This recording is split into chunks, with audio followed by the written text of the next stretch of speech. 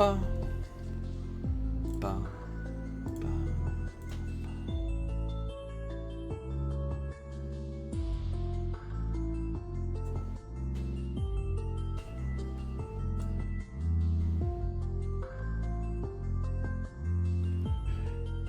Hello everyone, I'm AD Stringer, also known as Corbinian. This is the Electric Metropolis video game tour, and today we'll be playing Dreams and Machines, Dark Promises. Dreams and Machines is a TTRPG by Modifius, with all the interesting details we'll get into. And I will say that this is a new game for all of us. We've all played Modifius style games, like the 2D20 Modifius style games before, so there is certain touchstones that all three of us can connect to, but there are new things. So for people who played Dreams and Machines before, we might mess things up a couple times. We might miss some things, but we are learning as we go. And for people who are new, I hope who watch the series, I hope you enjoy. So, there is our opening bit.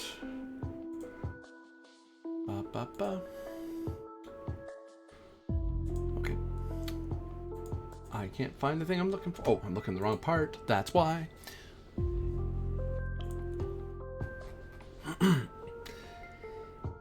Hidden in the shadows of forested hills near the Lagos Rivero that bisects the Bella Lagos region, the settlement of New Estoria has given some of its number to the ritual tithe of the Sudabrako mountains.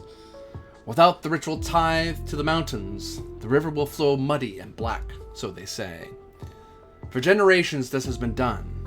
For generations this has been the way to life and live. Yet few look to defy the will of the elders. This dark promise to a faraway mountain cannot truly be worth it. What is real? What is fiction? Only the defiant will come to know. And this shall be a 2-threat game. So that's 2 for each of you. Boop. And let us meet the 2 people who are entering into this tale. One is this nice young fella. Who is he?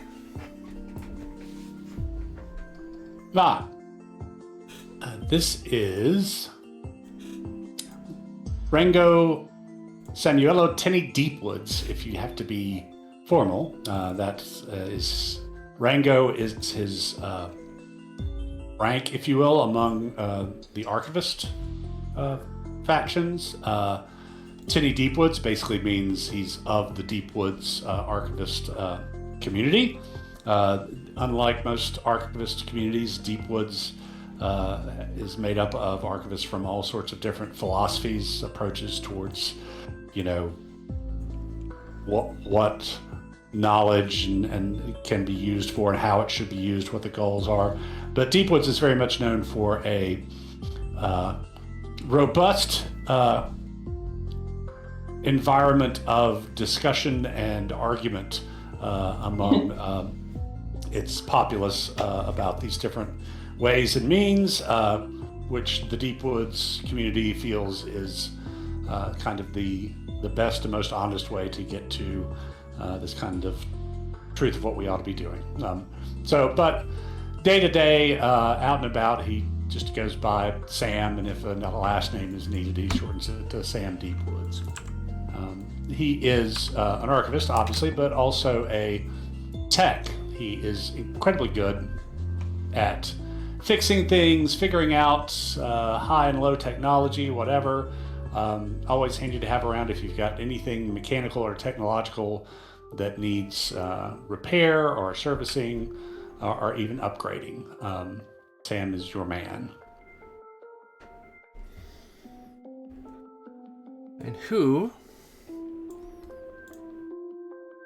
is this fine person?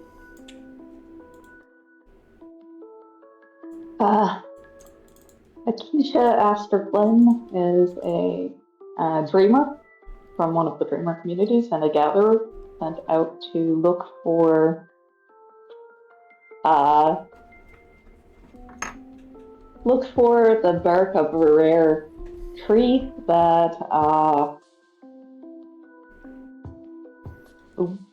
where it grows and such has been lost since before the Builder War. So in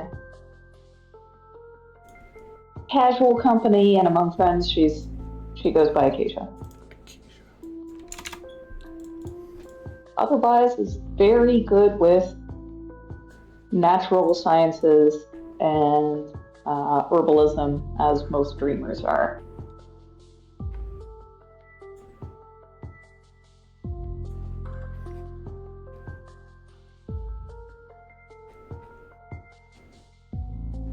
Very good.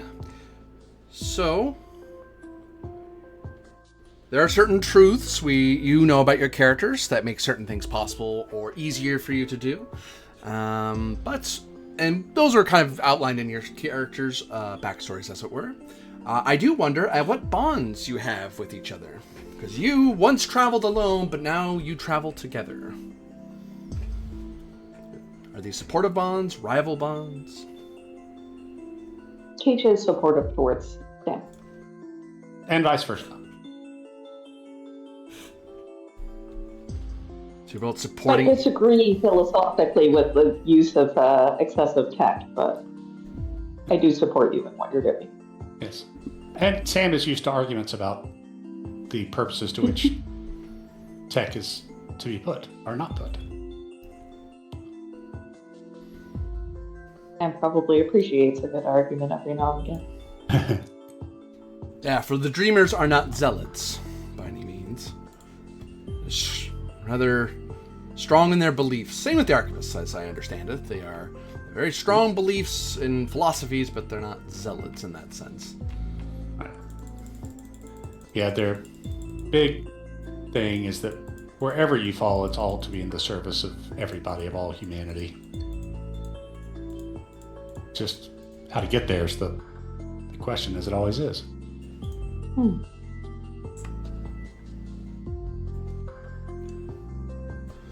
So in Discord, you will see a world map. Well, world map. The continental map. This is not the entirety of the planet. That will be pinned.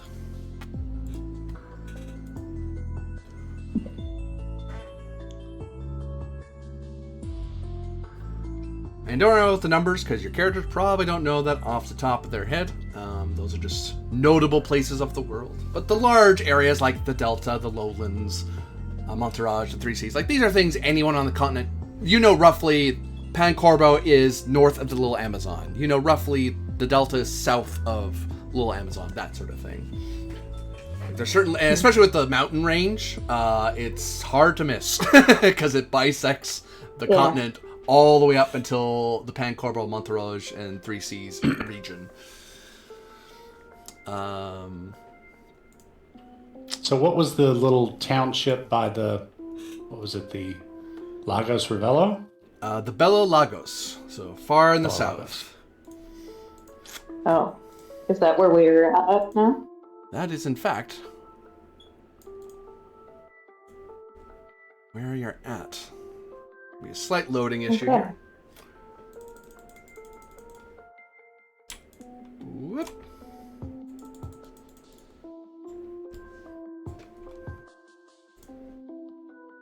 Oops. I know I forgot to do on the main screen. I forgot to make those your default names for your tokens. Update.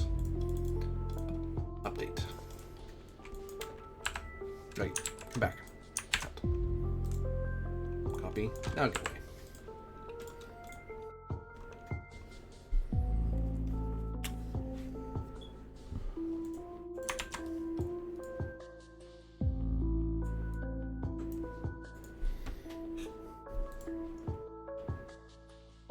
So, the two of you in your travels have traveled far across the continent. In your semi-mutual search, you each have your own long-term goals, but travel across the continent is far easier in groups than it is alone. For who knows what wakers will dwell out there and catch you off guard, or ill-meaning people, or indeed thralls. And I would almost hazard to say that the two of you are... Actually, I'll definitively say neither of you are from the Bella Lagos region. You come from either this... I would presume either the Shining Coast of the Lowlands, or maybe as far up as the Delta. You may have traveled quite some distance to get here. That particular journey from there to here is not as important as your actual arrival in Bella Lagos itself. In the Bella Lagos region itself. And one area that made particular use to you was arriving via the river with help of the river folk. Travel all the way down past the city of Malhega, which is a city you do not want to linger by unless you have some reason to go scavenging. But that is not neither of your goals. For as I recall, Sam Deepwoods has a particular goal of learning about weaving, if I'm not mistaken. Unless that goal has changed. Yeah, sorry, muted. Yeah, that is his long-term goal, is to become a weaver. He already has a little bit of glyph lore, but he would like to learn more and really learn how to manipulate technology on a higher level. I will say that part of the reason you're down this far is that you've heard rumors that that there are weavers spotted in some of your travels. The both of you heard that there were weavers spotted in and around the Bella Lagos region, near the settlement of New Estoria. So that's why you would have taken the river down. Similarly, Acacia, you had heard that this is Bella Lagos is the region that your plant may reside. But the Bella Lagos region is the part that's marked. Anything that's, except for this bit here, which is kind of, I just mark it because it's a major city that you would have heard of by now. But this is the Bella Lagos region. There's more Bella Lagos region this way on the other side of the river, but the relevant things you're both looking for is east of the river. And the big names are just so you have a rough idea in relation to where you are. So yeah, you two would have traveled down the river past Malhega as quickly as you could until you got all the way down to New Estoria itself. It is a township, a settlement that is built along the river. It services river folk. Is built into the hills over rises and falls, nice wooden huts and nice roofs, nice mix of people, and there were various colors. And primarily, you coming here as people from far away is not unusual. That you do not draw outlander attention. Other than the fact that you are not of the Bella Lagos region.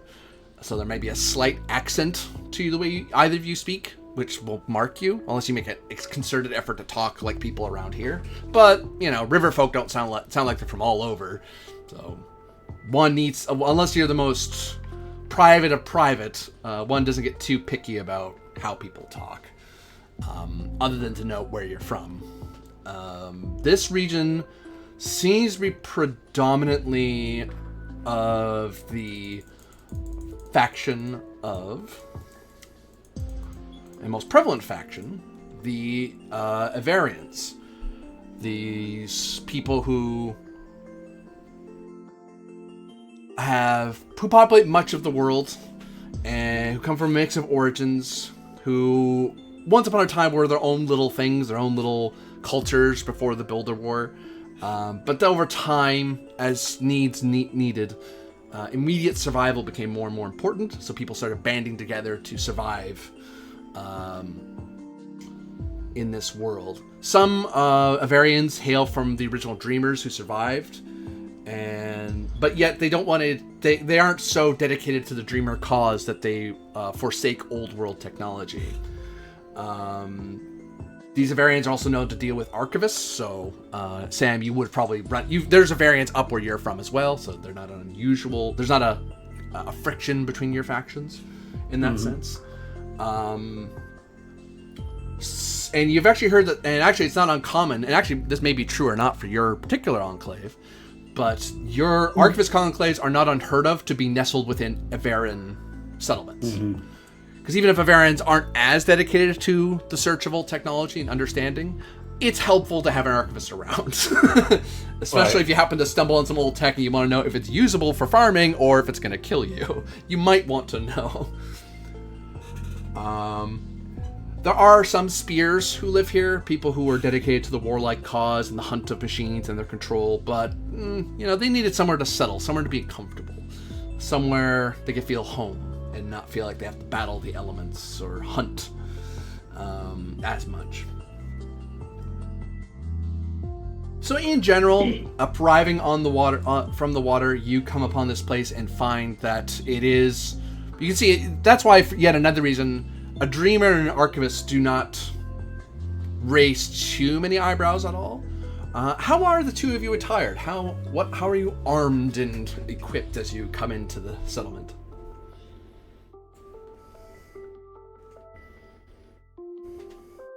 I'm armed with a very simple-looking bow, and I carry with me a survival kit. I have some lightweight protective clothing on, and yeah, that's honestly about it. I'm traveling quite lightly. Same for Sam. I do have some lightweight protective clothing. The biggest thing I'm carrying is actually a fairly high-tech toolkit. For armament-wise, I carry a thermal staff. I kind of carry around more like a walking stick. But honestly, Sam's not really a fighter, but a thermal staff also is a light source and lights fires. So it's a handy tool as much as a weapon.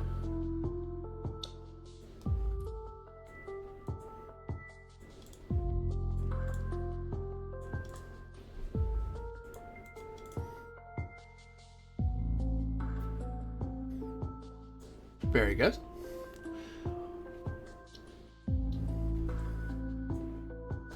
What do you two think of this little township, this Avaran settlement?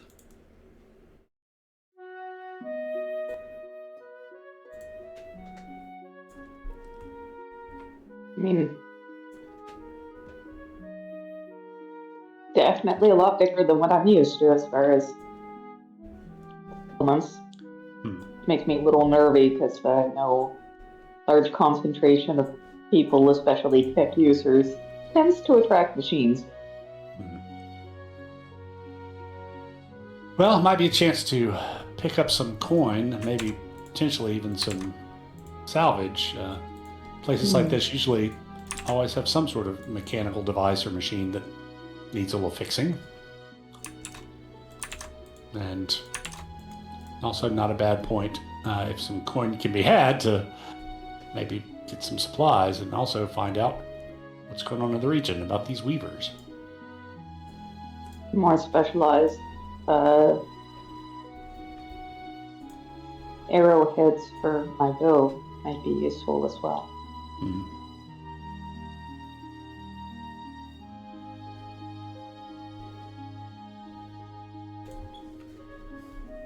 The settlement stretches out in front of you, with a few scatterings of small buildings for the dock and river folk and some minor trade.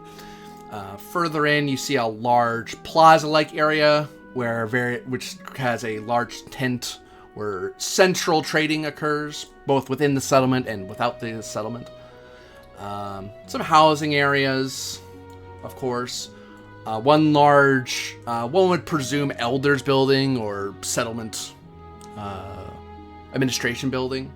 And then further out is a little more fortified area where settlement defense is.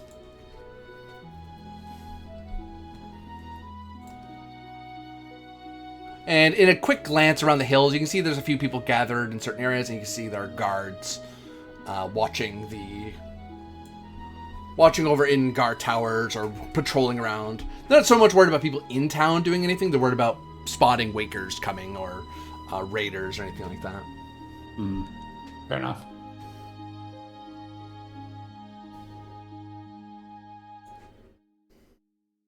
So what is the first thing you attempt to do?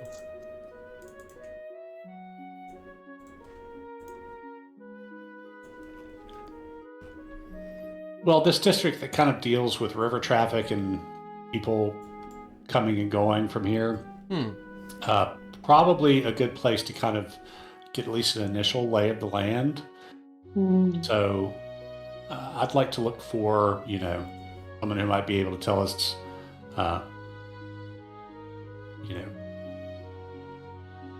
the central kind of trading area, anything, can anybody set up? Do you need to get licensed or, anything like that? Sam is thinking about setting up the equivalent of a stall to do any small repairs or whatever people might need, and also marketplaces are always a good way to find out information. Okay. Yeah. Are you doing much the same, Acacia, or are you going to go wandering elsewhere? Well, partly I'll be looking for the marketplace because I had, I think, just enough in coin to get myself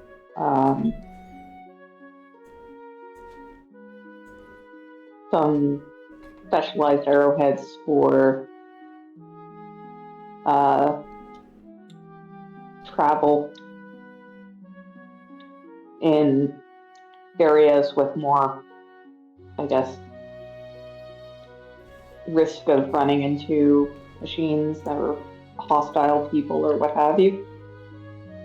So I'm going to look for that. And then otherwise I'd be looking to see if there's anybody who might benefit from the services of a gatherer. Okay. Can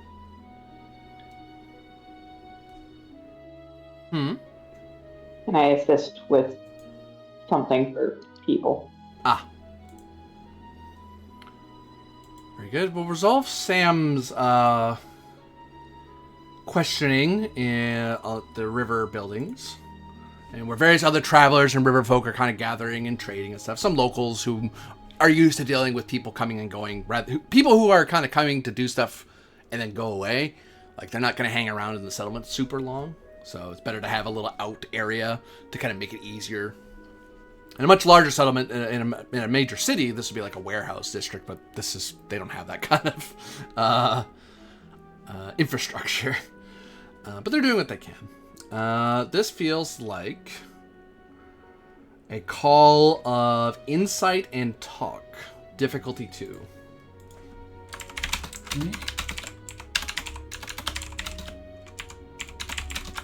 Insight and talk. Is there any truth you think would make this easier for you? Or any ability or talent that helps you with investigating such things? Talking with people? I don't think so, but let me rapidly page down through the characters section to double check something. I wish I put my own bookmarks in that. No, I don't think there's anything that will really help me on this besides just the flat roll. Oh, that's right. Number of dice, and you spend what are they called? Spirit to buy dice here. You can. Momentum is the traditional way you would buy it, but spirit can be used to buy dice as well. Okay, so you can still buy dice with momentum. Yep. Are you? Okay. Which we don't have. This? Potentially. Say again. I'm wondering if I can assist on it. Unless you're hanging out with Sam at the river, so I thought you were heading off to the market. Oh, right. Never mind. Sorry.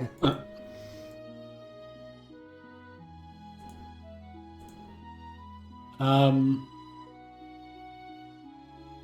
don't actually know if you can spend momentum on dice in this game. Yeah, you spend spirit to buy additional d20s to roll on tests. Momentum is for second win, create truth, ask questions, damage, reduce time, follow up. Oh, momentum does not buy dice anymore. That's interesting. That's different. Yeah, particularly when you only have 4 spirit. Mm-hmm. Yeah. So yeah, I think also counts as HP. So if you get momentum, you can restore up to 3 lost spirit after a successful test. Yeah. So if you do really well. So, what's my difficulty here? 2. 2 dice. Damn it. Okay, so let's go ahead and get to trouble. I'm a maverick. I'm not perhaps the most responsible person with stuff, so I'll spend the spirit to.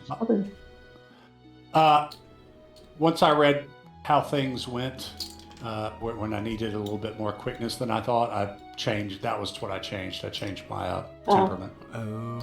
Hilarious for both Mavericks. 2 Mavericks. Okay, I'll spend 1 spirit to buy a 3rd die.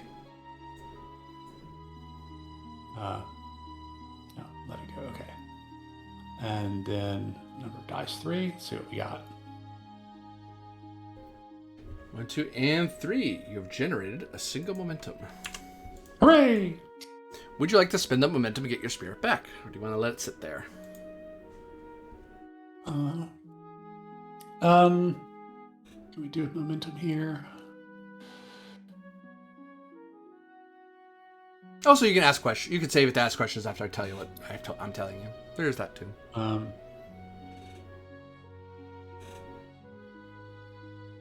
Let me reread. Scene. Asking questions. Getting information. Oh God. Replenish spirit. Okay. Yeah, let me hear what the result is, and then I'll see what I want to do with it, if that's okay. That's certainly okay.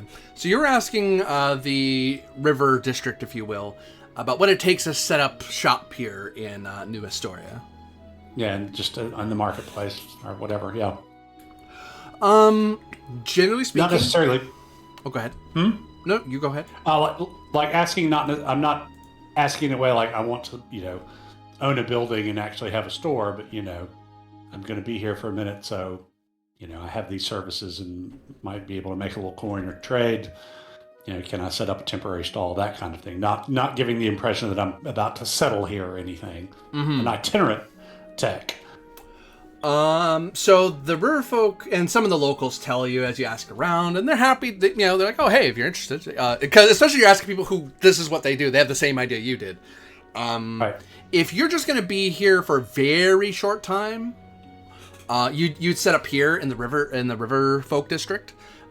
It's fast trade, fast meetings. Not a ton of coin to be made this way, but it's fast. You don't have to sit there for very long. You can set up a little stall in the market, but expect stuff if you're going to trade there, you probably want to trade a lot of something or buy a lot of something, or you intend to do longer term things like, say, river folk thing is I grab a thing, deliver it somewhere, or go upriver or downriver, or whatever, right? Or take a quick trip to Malhega for those who are willing to brave that nonsense. So you can set up either place. If you're setting up here in the Riverlands, in the Riverland district, Riverfolk district rather, you can just set it up and just, if someone's already set up somewhere, leave them alone. There's no real reserving here. In the market, there's a system that they have. If you're not here long term, like you're not elder approved, then you set up in one of the outer buildings and you have your own. They have like their own prearranged counters that is, if it's open, you just pay a coin for rent, and then you can rent out the space for the day, or for the week, or for the month, however long you're going to be around. It's cheaper to do it long term in the market. Short term, it's cheaper to do here because here you just set up and go. But if you actually want like a spot where you know everyone goes, and you know you're gonna do big changes, big trade, then that's a place to go. Okay. And anything like big is the elders. Like if you're doing big archivist stuff like an old Waker or something, you want to talk to the elders because that's trading with the settlement rather than whoever happens to have coin. Right. That's like vehicles and stuff. Okay. That answers my question. Thank you very much. I think I will just go ahead and spend that momentum to regain the spirit. Okay. So you can have this spirit back. Click back up to 4. If you want, I mean, we've on the character sheet, we've got a current and max spirit tracker. Unless you just want to track it visually, we can also just track it on our sheet by ticking them off and up. Seeing them visually is useful because you guys, it's good that on a glance you know what each other's spirit is. Okay, cool. But we can draw and get rid of it. Okay, I'll start paying more attention to that. Yeah. Okay, so having learned what I needed to learn, I'll throw my staff over my shoulder and head out after Acacia. Acacia, you're trying to see if you can make yourself useful to the settlement, is my understanding, yes? Yeah, basically. Well, it sounds like to me you're doing a very similar thing of insight and talk. Difficulty 2.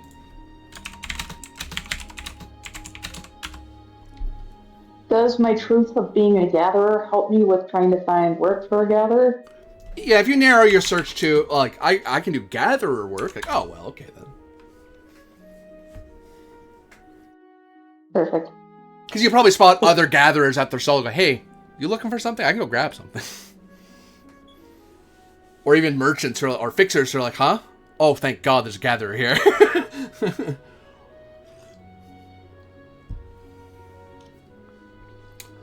On the button, you discover that this one thing that's always useful is gathering of food. They make their own food here as well. Like they do fishing, they do, but if they want like more exotic stuff, there are various lakes. You probably don't want to go all the way to the city of Mondo Fenagas. Like there's some really interesting stuff in this city. So, but they can always use fish from the nearby lakes and ponds further east. But if you go ranging in the hills nearby, there is some animals you can catch, some big meat. Like that always sells. Anyone willing to do a venture into Malahaga is pretty good if you're trying to gather some materials there, because that has some fairly high-tech stuff that could be useful here in the market.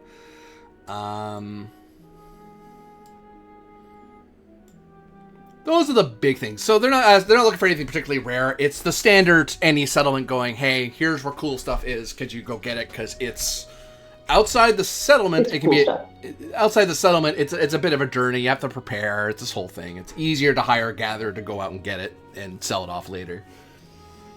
Makes sense. Quick question though. Since the difficulty got lowered to 1, would I not have generated a momentum? You would have. I'm sorry.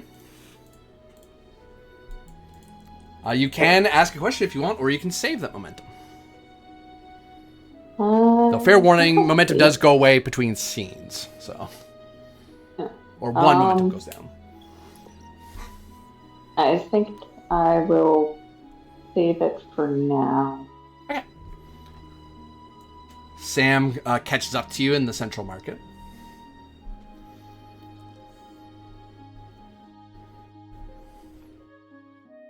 And actually, after you're asking around, are there any questions about the known map or the regional map of Bella Lagos? For me or for... From either of you. Because this map is something I'm presuming you two have. You have a map of Bella Lagos because you would need to... This is the area both of you care about. So one of you or both, you either each have a map or you have a shared map. Anything particularly hazardous in the region that is of recent development. I will ask a check. You can assist each other with this. This will reflect a slight flashback of when you both were studying the map and trying to figure out. And also, have checked with the local area. Go, okay. Talked with some locals. We overheard some people talking. What do we know? This sounds like insight plus study. Insight plus study. Difficulty 1. Because you're looking at recent events, that's not that hard to figure out. Because you're comparing the map plus what you're overhearing in town. Okay. Damn, it probably makes sense if you lead and I'll assist. Okay. So I'm guessing your study is higher than mine, and I know your insight is higher than mine. Insight, study. Difficulty is just 1, and I'm being assisted. Yeah.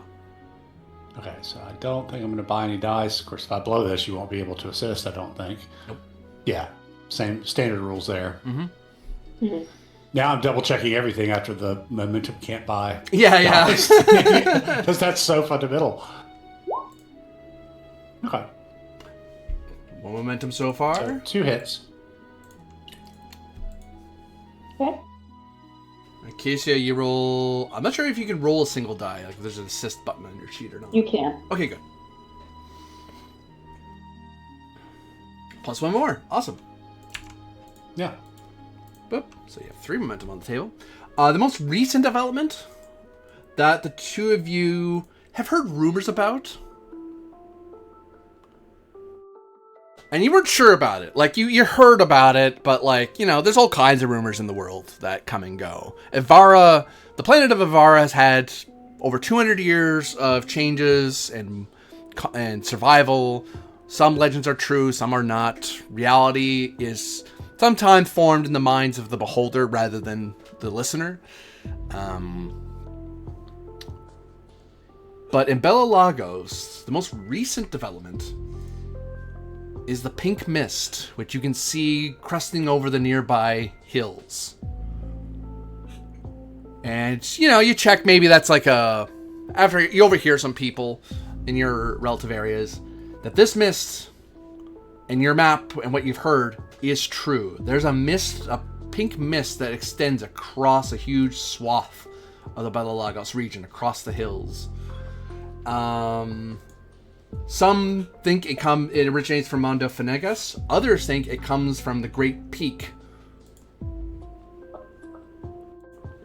of one of the Great Peaks of the Sudabrako Mountains, where the mist is heaviest. But that could be something that's coming from the city. People don't know. No one's really looked into it.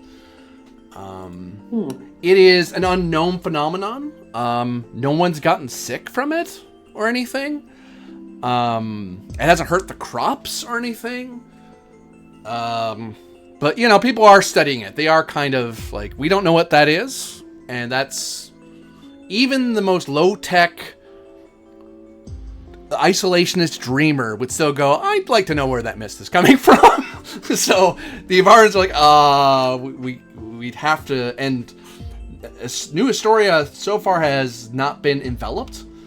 But it looks like it's not long before it will. Like, you get the feeling that if the wind wasn't blowing off the water as much as it was, the settlement would have pink mist inside it. Like, it's the wind off the river that's kind of saving them. Such as it is. Is the pinkish area of the map equivalent to the mist area, or is that just a happenstance color? Oh no, that is as far as anyone. That's how much you guys heard it was. And that's confirmed when you overhear people that it is that large. The blue area, just so you know, that indicates the Arctic South. That's when it goes from that's kind of cold to Bella Lagos is pretty chilly compared to north, but it's like temperate. It's not terrible. Once you cross the blue line, as it were, it is god cold, and it just gets worse the further south you go. Okay. Even Mondo Fenegas is a frozen city. Like, it's famous for being an iced over city.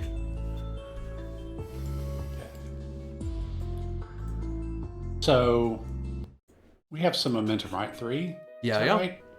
Yeah.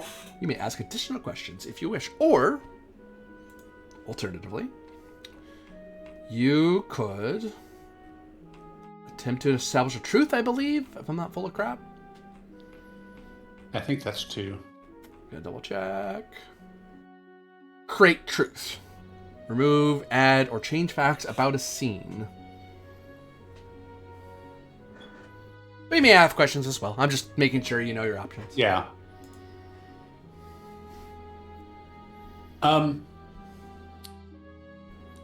Yeah, I'd like to spend one if it works for you, Acacia, that see if there's a region where the mist is thicker or heavier, maybe indicating that's where it's coming from.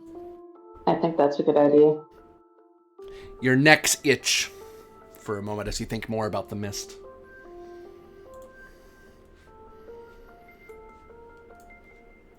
You want to know about where it's concentrated the most? Or more often?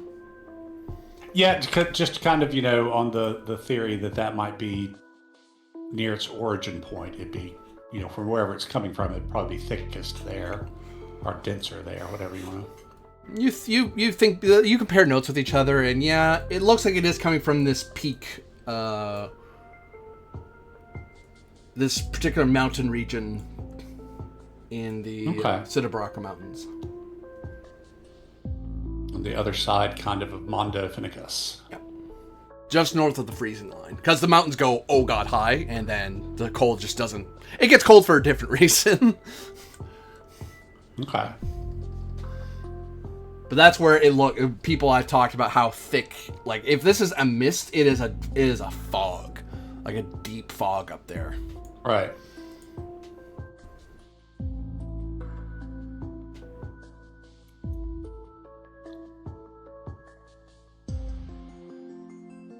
Any other questions or establishment of truth?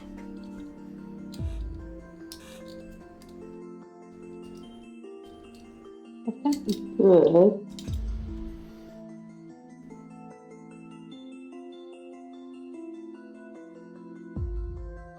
About the mist, when you kind of localized it, where it might be coming from.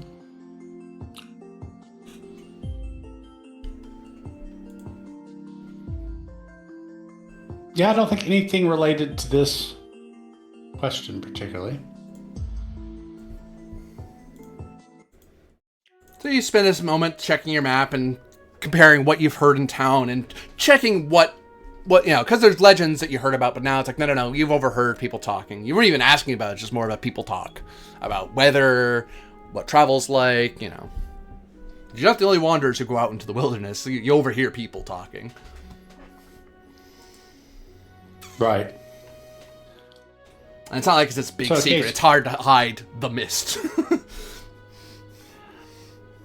So, I think that's well worth checking out, whether it's natural or unnatural. Plus, I wouldn't mind scavenging a bit in Mondo Finicus. If there's, there might be some interesting bits and pieces of tech there, maybe. So, are we going to linger in town a little bit and try to pick up some coin, maybe some supplies, or what is our... I definitely want to pick up some supplies. Okay. I have enough coin for some. I'm poor in coin, so I need to generate a little bit of income. So maybe stay here for a while, see what more coins, so... You got what? I only have 2 coins, so it's not like I'm rich in coin, but I... Same. Yeah, okay, so we're same. But getting some more versatility out of my bow is a high enough priority that I'm willing to spend my last coins on it. Fair enough.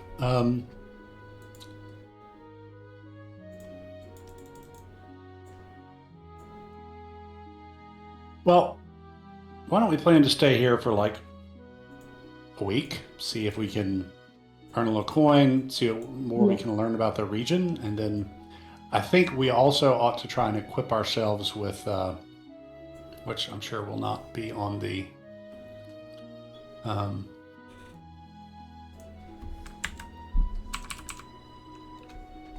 Nest. Some sort of respirators, rebreathers. Yeah, that's probably a good idea. If we're So I'll going need to get more money for that. So maybe we do some small odd jobs here and there to get enough money to buy the rebreathers. Not something. It's not specifically listed. It might just be. I mean, a survival kit might cover it. Let's see. Scroll.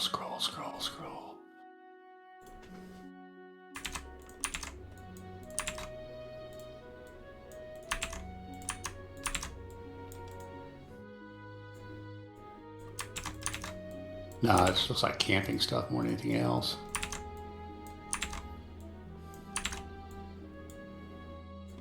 Yeah, we need to get our stalker on.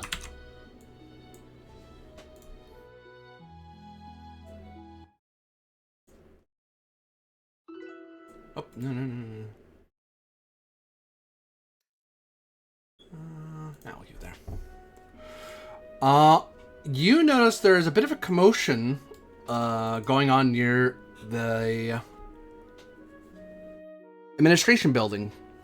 And you see a gathering of the various armed people going that direction as well. And a few locals are kind of, some are going that direction, some are backing way off. Oh, that's... We should check that out. Yeah, for sure. We both like to run into trouble for no good reasons. Let's go. Yes.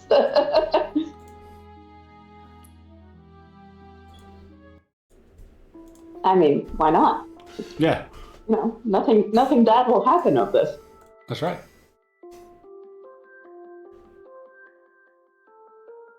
I'm sure this is a perfectly good idea. Why are you laughing? I wasn't. 3 elders completely. stand atop a staircase leading up to a much larger boxier building with various banners indicating the colors and symbology of New Estoria.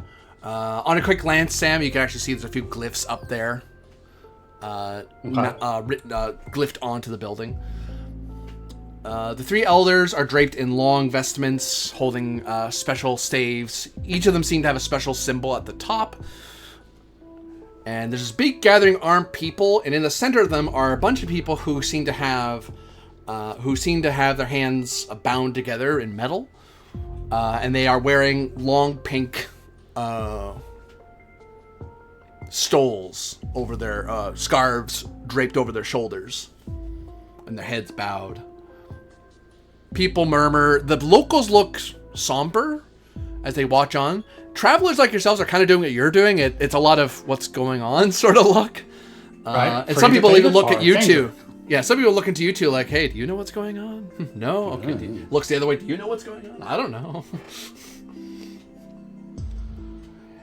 Hear me, people of New Estoria, calls one of the elders. It has come yet again that we must be called to tithe to the great machine within the Sudabrako mountain. And in its summit, we shall find the skies clear, the mist part, and our rivers saved from spoilage and rot. For generations this has been done. For generations this has been the way to life and live. Let us pray for them. Not for only them, but for New Estoria and all of Bella Lagos. You hear people around you muttering, tithe? What are they talking about? Great machine? Is anyone getting a bad feeling about this? I kind of am. What are we gonna do about it? Oh, that's a lot of armed people. Few of the locals give those people's looks at each other. What was the name of the mountains again? Sudabrako or something? Sudabrako. Put that in the thing. in the Discord. Sudabrako Mountains are that long range that cut from, basically from the little Amazon, that big mountain, all the way south. Although arguably, I take it back. I think it's anything south of Fracastia is the Sudabrako Mountains. It's a different mountain range when it goes north, if I'm not mistaken. Because it turns into plateaus and stuff once it goes north enough.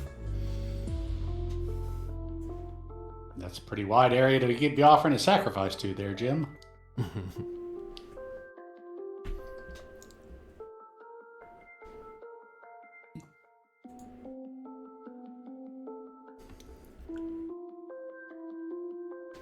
Do you two do anything while this procession continues? Or do you wait and observe? I'm going to ask what they mean by tithe. Who do you ask? Me. I don't know, somebody who looks like a local. You turn to a local and try to query them.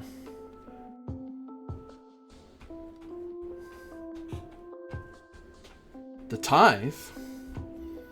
Well, the tithe is an offering of our people to the mountain. It's the way it's always been done. They go up there and they work to make sure the machines up there work the way they're supposed to. They need... And they will live there from now on.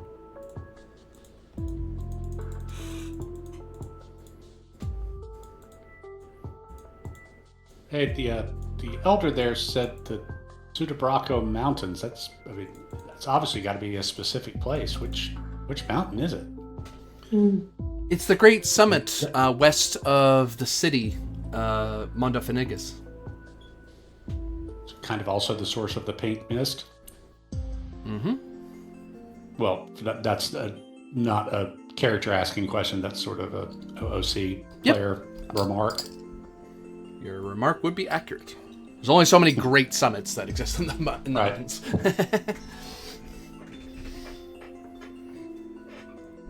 How are the Tithes chosen? Some offer themselves, some volunteer, Okay. some are chosen, though otherwise they are chosen by lottery, with exceptions made for those of vital need to New Estoria, but it's always people from here. Like, we don't ask unless an outsider comes here and volunteers for the tithe, then they aren't part of the lottery. Although some enter the lottery for housing as their citizenship. Like, if you want to live here, you have to be part of the lottery. These brave souls shall be escorted by some of our greatest fighters, so none shall turn them from their path. And on their return, we shall know if the tithe was successful or not.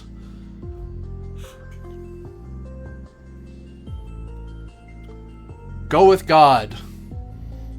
Go for New Estoria. Go for Bella Lagos.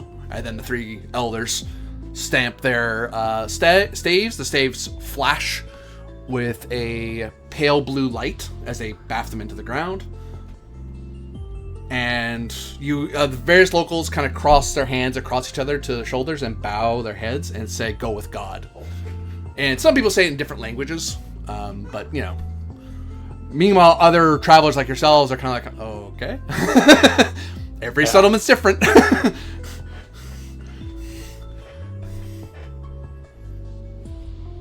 And the procession begins out of the town. Now, once, like, Acacia and I have some space around us, Sam will, in a very low voice, say, "Funny, you don't usually see volunteers wearing handcuffs." I know, right?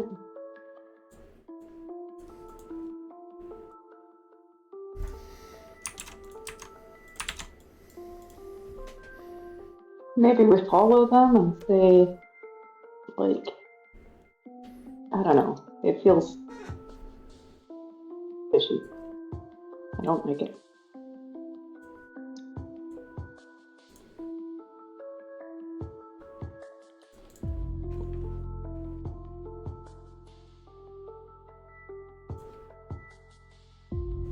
Yeah, actually. I'm gonna start following them.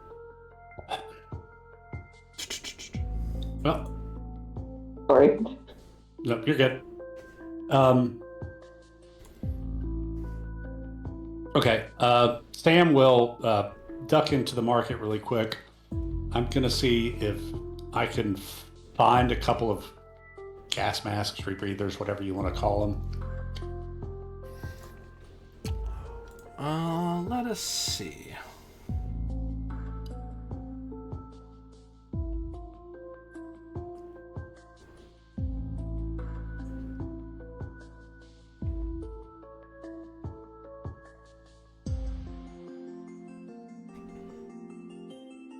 I will include defective but repairable ones in my search. So you're just looking for a basic rebreather, just a basic mask. You're not looking for one of those automated ones you'd find at in your home enclave, like the really high tech ones. No, just something with a good filter that could perhaps filter out whatever the hell's in the pink mist, kind of thing.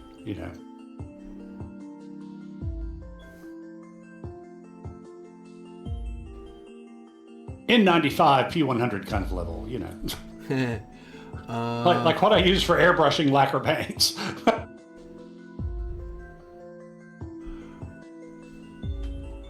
Let's see. Filters out volatile organics and all that kind of stuff. How available these things are. Quite available. Turns out a town surrounded by mist could sell a lot of gas masks.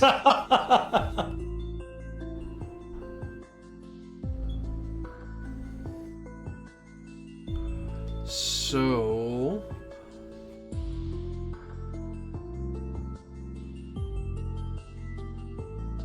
I'm wondering how coin and supply points interact.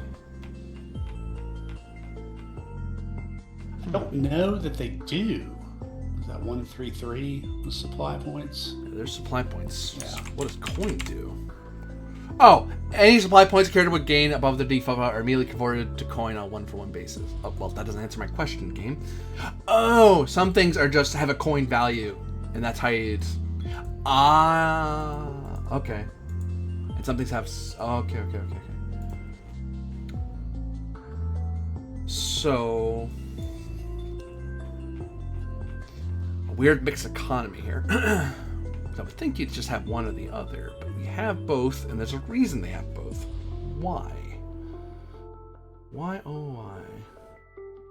Coin starts on 99, so... Or is that just the first time it's mentioned? You silly book. You son of a... Yeah, I mean, because supply points you can use to make stuff, but it's temporary. It lasts for a scene. Oh.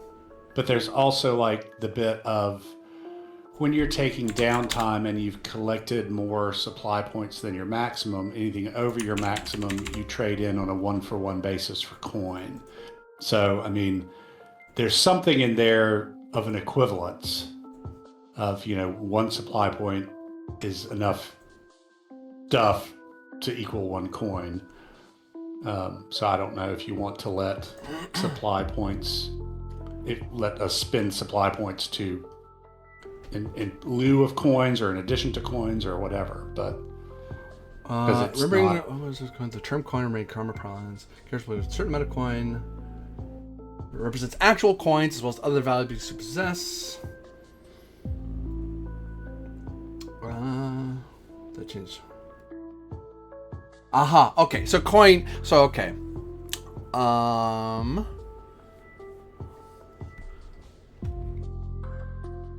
And supply points. Any supposed to be carry their default or okay.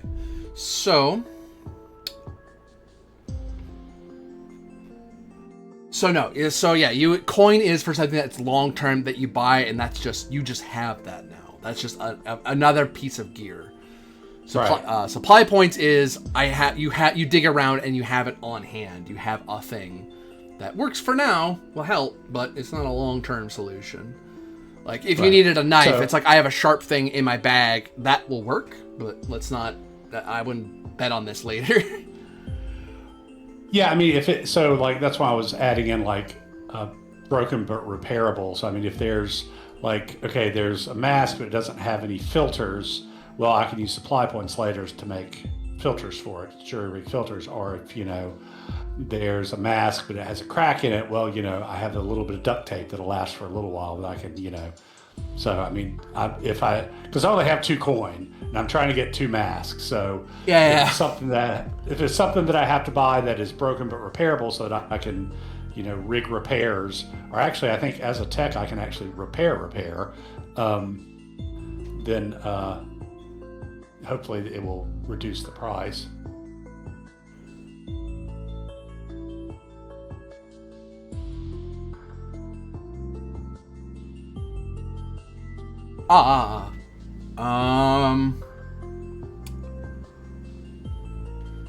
You're looking at,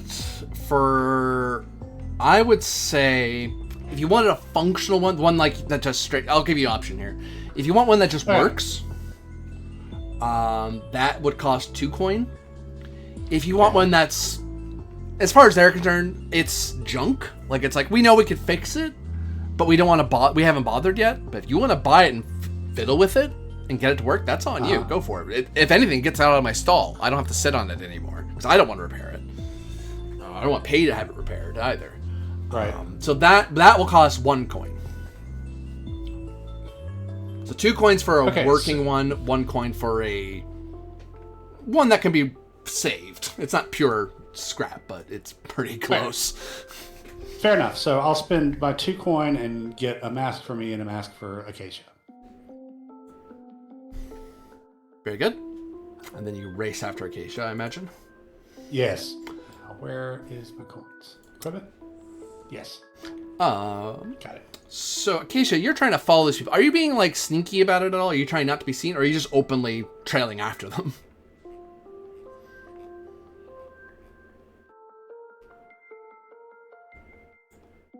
Quick BRB can hear, but not talk. Well, that's unfortunate. It's okay. It gives me a chance to look up. Sorry about that. I'm back now. Yes, I can. I will be trying to be sneaky about it. Okay.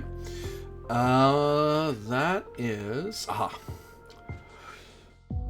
So, I would say this is a test of your quickness and sneak. This feels opposed. So let's... I believe it works the same way as it does in other 2D20 games. In that the defender rolls first, so it establishes what your target is. And that tells you whether you want to spend a lot or spend a little as well. But I'm gonna make sure, because I don't know if I'm not sure if it. I assume that's how it works, but I'm gonna make sure that's how it works. Avoid injury defeat, injury death, confront problem, avoid danger.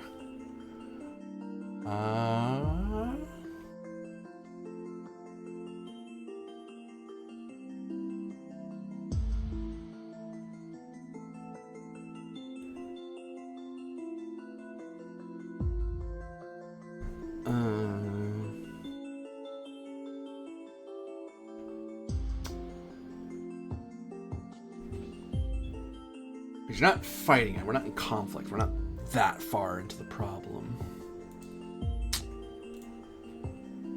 What you need. This may seem obvious to those who play 2D20 Modifius, but there is, as we just learned not that long ago, there is slight differences that can catch you. Because every Modifius game kind of has a baseline, but there are little things that it's because it's trying to lean a certain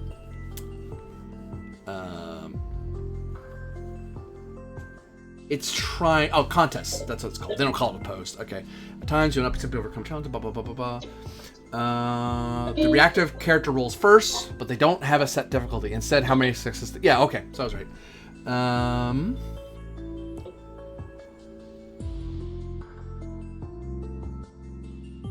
So there is a good big squad of them. So I'm gonna have them roll 5 dice. I'm gonna knock one of those dice down because 5 dice. I'm gonna knock 2 of those dice down because at least some of the guys are gonna be looking around for stuff out, like for people doing things they're not supposed to around them. But 2 of the group are at least are focused on, are there wakers out there, or focusing on the people they're leading.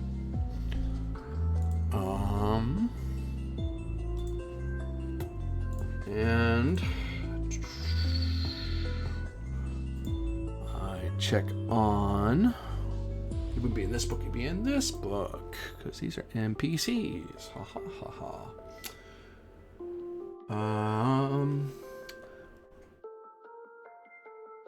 Blah blah blah blah blah. Yep. That's what I thought. That's what I thought.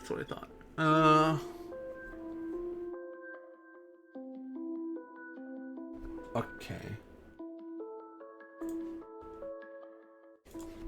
So you're looking at a difficulty of 2.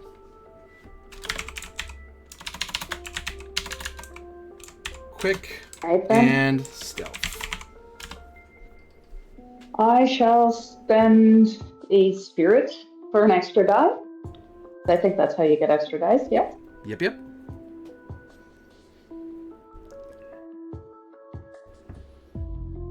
Alright, fingers crossed.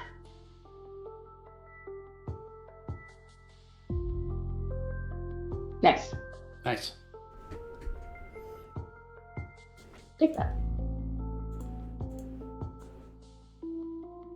And Sam Deepwoods is able to catch up with you eventually and just trail after you. Yeah, I will mention that Sam is not being stealthy. He's just trying to catch up with Acacia. He has no idea she's trying to be sneaky. Until he catches up with her. Yeah. You may roll assist, actually, now that you've caught up. Because you probably see her, like, ducking from tree to tree and hunkering down. You're like, oh, we're sneaking now. Okay. Quickness sneak? Yep. Sure. It's definitely not my best, but not my absolute worst either. 1 die. Hey, what do you know? Not bad.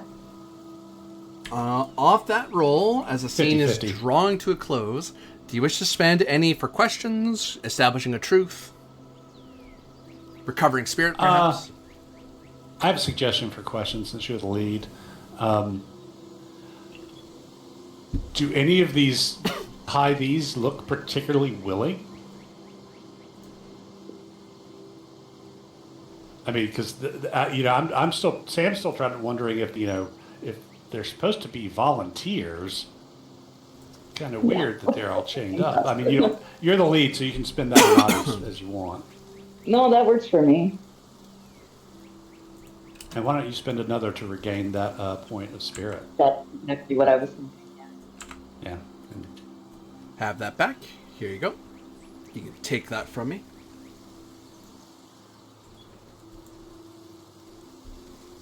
How do I... There it is, I see it. Why are you not letting me click on you? No? Not it? Oh, there we go. Cool. 1. There we go. Oops.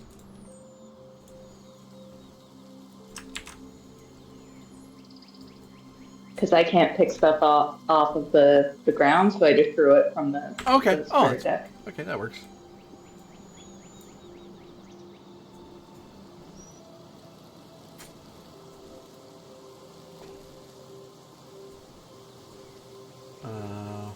And my last question, just to kind of follow on from what Sam was asking, is because Sam was asking if any of them seem willing. My other question is, do they look like they've been mistreated at all? Sure. Your neck itches as you think about these people and whether they're willing or not. And you observe whether they're being mistreated. They are chained and they are being escorted on either side by people with weapons. They don't look like they are deciding where they're going. They're being shown where they're going. But they're not exactly fighting back really hard, honestly. But then again, they're outnumbered 2-1. They're not warriors. So it makes sense not to take your chances out in the wild with a bunch of people who do this as their normal job. And as for mistreated, as you're trailing after them, they do make sure to take breaks every now and again. They're going at a pretty decent pace, but there's an understanding that these people are chained up a little bit. They are sticking to a very close formation hiking through the hills. So there is, and there's a mix of ages to somewhat old to somewhat young, not like really young or really old. So you have a range of fitness levels that are kind of dictating that they have to stop every so often. It looks like the people guarding them look like they could keep going for a long time, but these are people who aren't used to trekking this long. And this marker here, this highlight, shows that you where you are currently.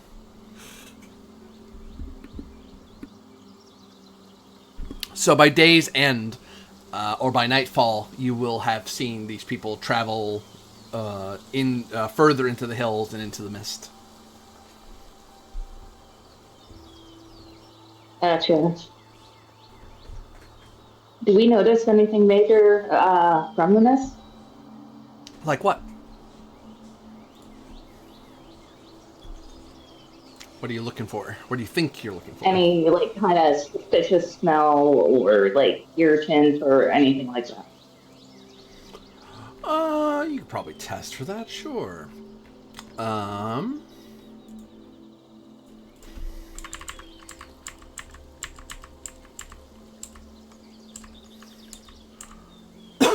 me, God, coughing.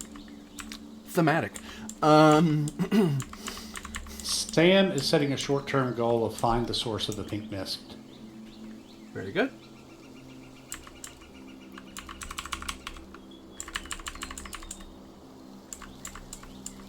There we go. You are to sniff at the air. You are looking at insight.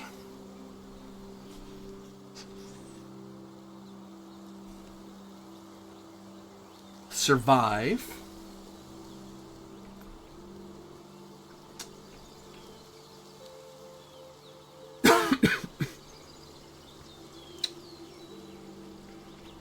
Insight, survive.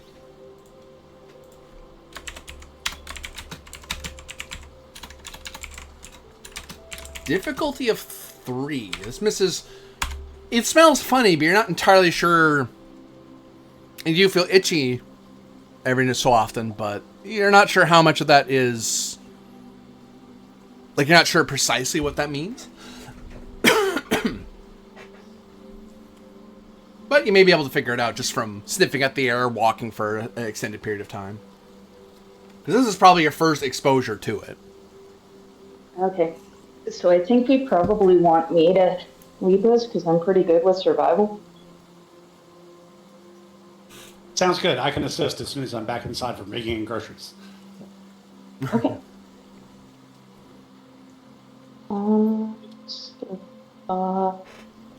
Difficulty 3. You know what? I think I will spend a spirit for 1 extra die. Thanks, babe.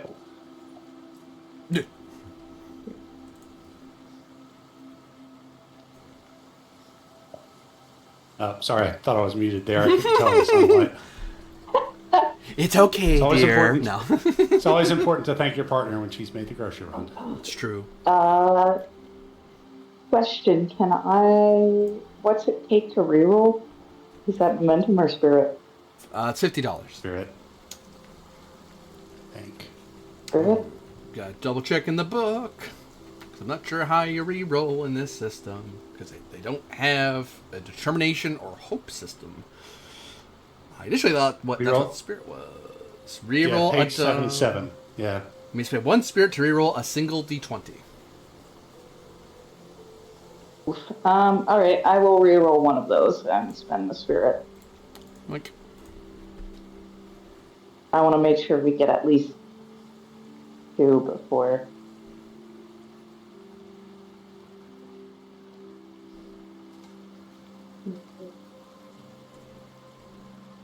Ah, god damn it. We're gonna have to hope Sam Deepwoods can dig you out of this.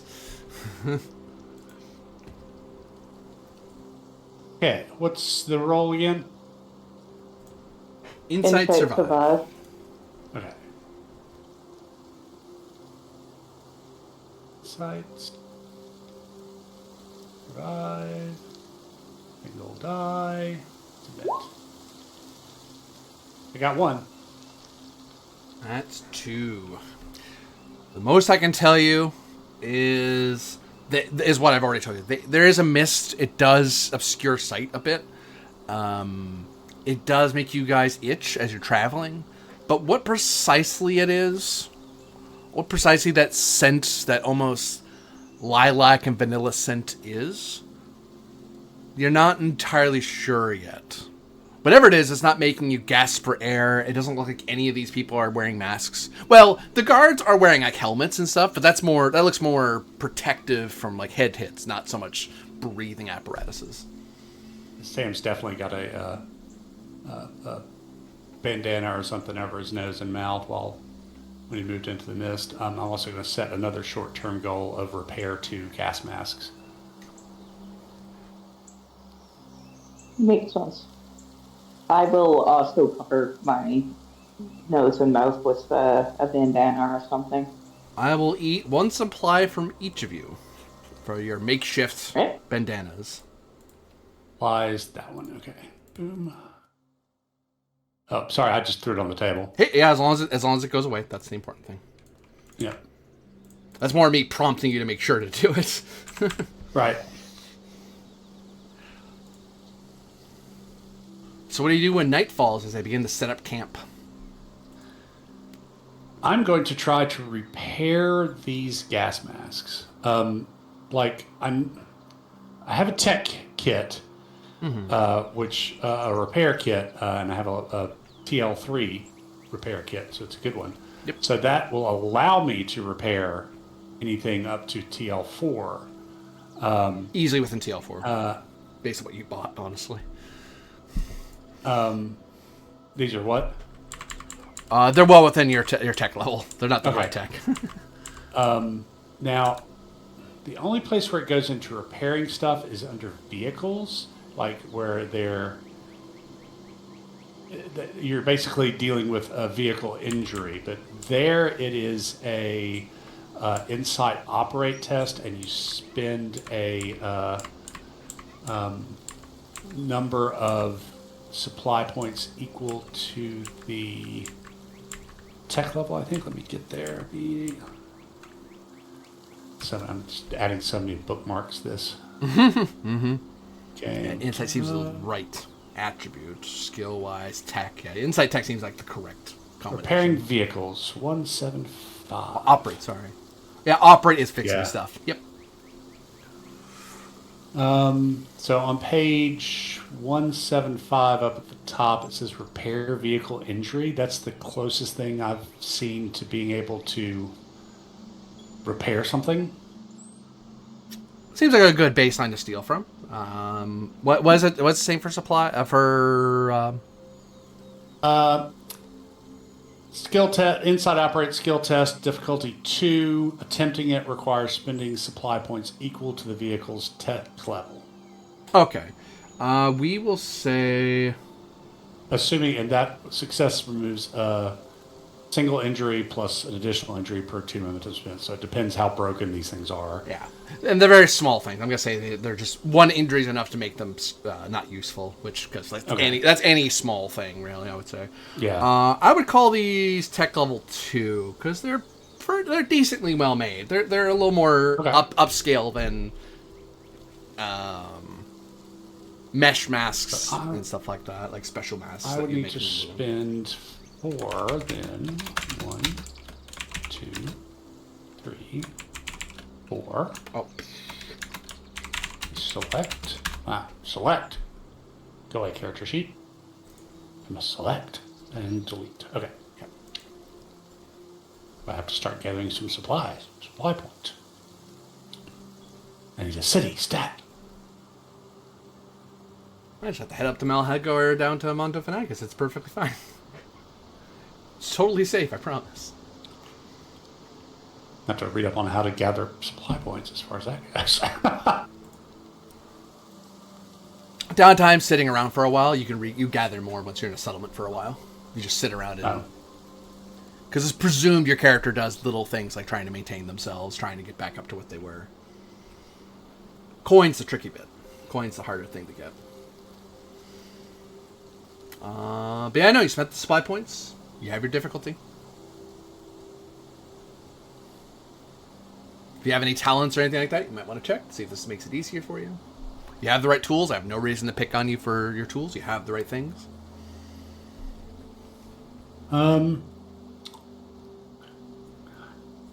Don't think my talents go in here because it's not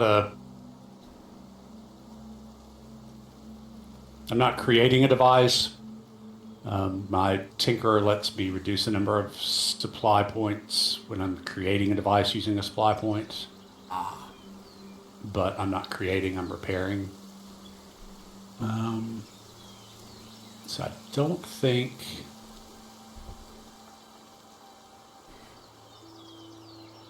I have anything that will feed into this. All right.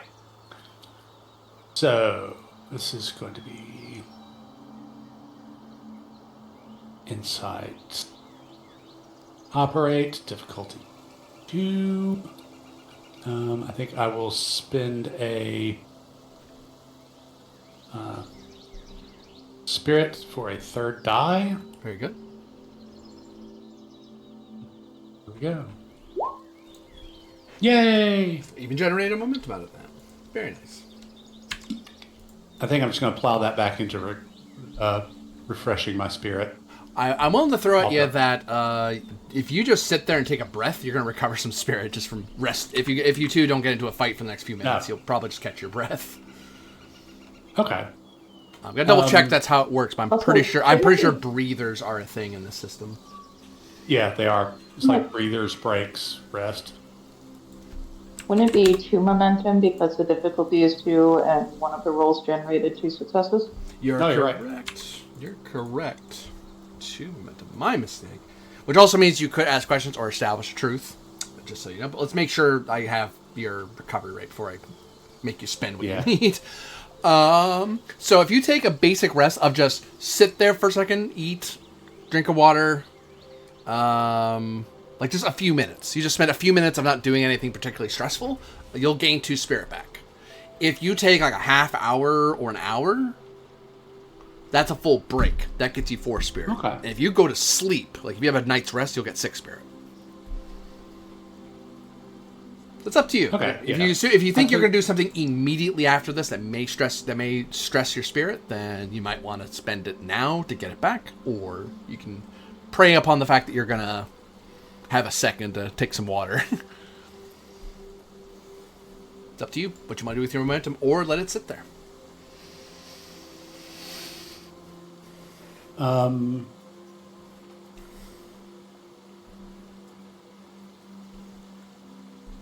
Truth works like traits. Yes. So I could, you establish a truth about the masks, other than that they're masks that are repaired. Because that's the truth. You change their truth from broken mask to fixed mask. Right. Could I create the truth rugged so they're going to hold up? You certainly could do that. So for the equipment you write down for them, you can call them rugged mask. Rugged. Okay. I just call them rugged the gas mask. Or rugged rebreathers. My bad. Yeah. There is a difference. Rugged, repaired rebreathers. Oh, there's a blue moon coming up. I forgot about that.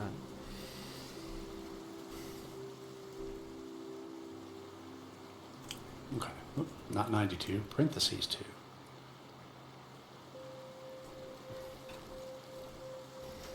Okay. So yeah, once repaired, I'll hand one to Acacia.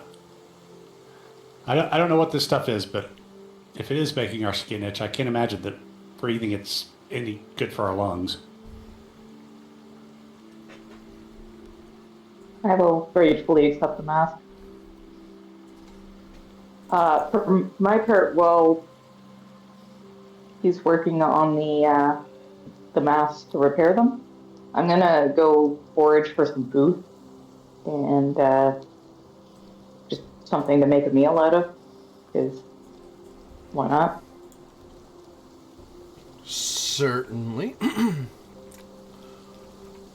That sounds like...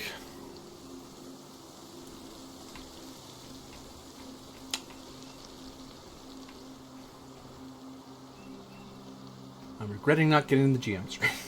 Because I do have to scroll around a bit.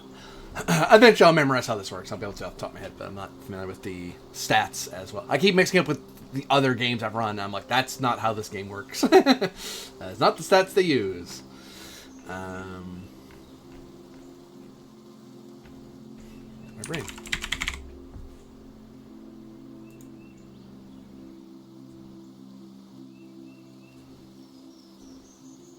I would call this... Oh, I'm there.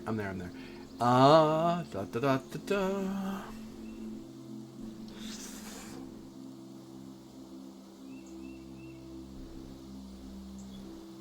I would say insight survive.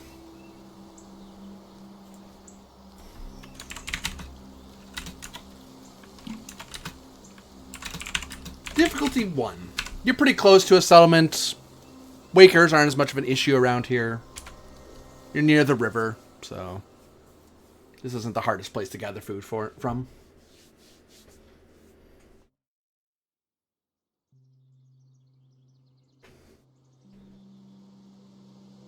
Go to nightfall.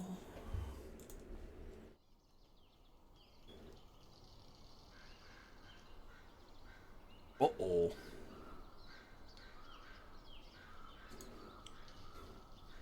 Complication.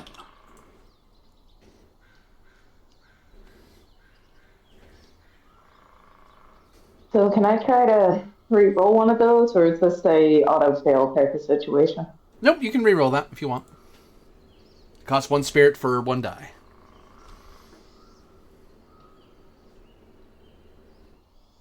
I'll go ahead and spend 2 spirit to re-roll both if I can.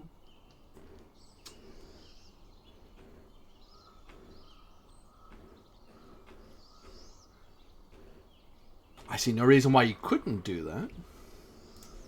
Because you're spending the extra spirits. Yeah, no, the math works. Mm-hmm. I'll need you to drop down your 2 thing. I can't get at your sheet. I can't get at your tokens now. But hey, you got a momentum, so there's that.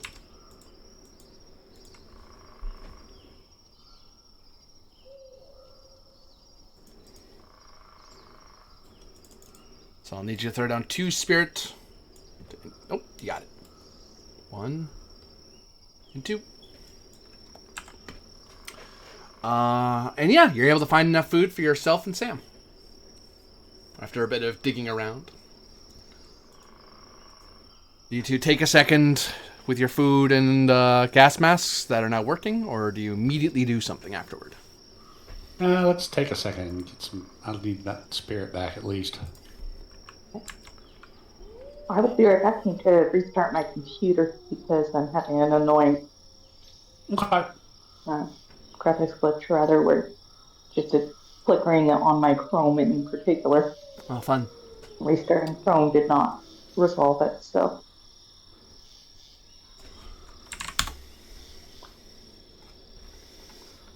So, while your companion is preparing the food and getting it cooked, you're going to get at least a breather, so you're going to get at least 2 spirit. Mm-hmm. You notice they're doing much the same. Some of the number ranged around. They set up a perimeter. Yep. All that sort of good stuff.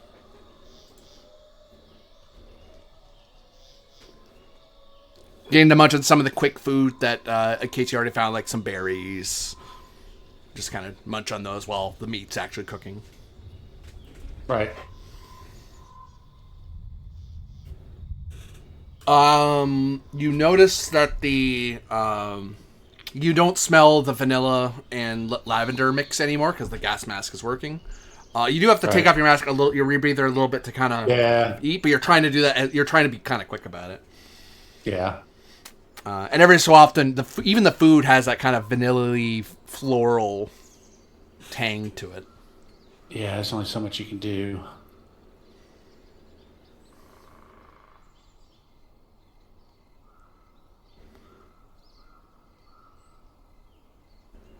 What are you up to in the deep dark as you sit over in a hidden campsite near their much larger campsite? I guess I'll take first watch. I figure we ought to do that. Okay. Sorry, I'm also scanning through the book, seeing if the ways to regain supply points, if it's only that longer than a single rest. I remember seeing it specifically called out. Something about downtime and that sort of thing, but it's under supply. It wasn't the supply recovery. rate. Let me search downtime then. Yeah, I see it under the. Where are you, by the way? Points. Flipping, I'm searching through the book under downtime, so nowhere specifically like the, but the supply points, page 133. That's where it talks about during downtime you can recover it. But then that's also where it says something about if you have more than your max, you can convert it to coin. Mm-hmm. So, but I haven't seen anywhere in the book, in my book anyway, where it talks about the process of gathering it. Like, because from that little bit, it sounds like, well, it's just kind of automatically assumed. But then it also says if you've gathered more than your max, and then the archivist gives you like double for technological. So there has to be some system for like, okay, how are the numbers work out for gathering? But I haven't seen any particular mechanic called out.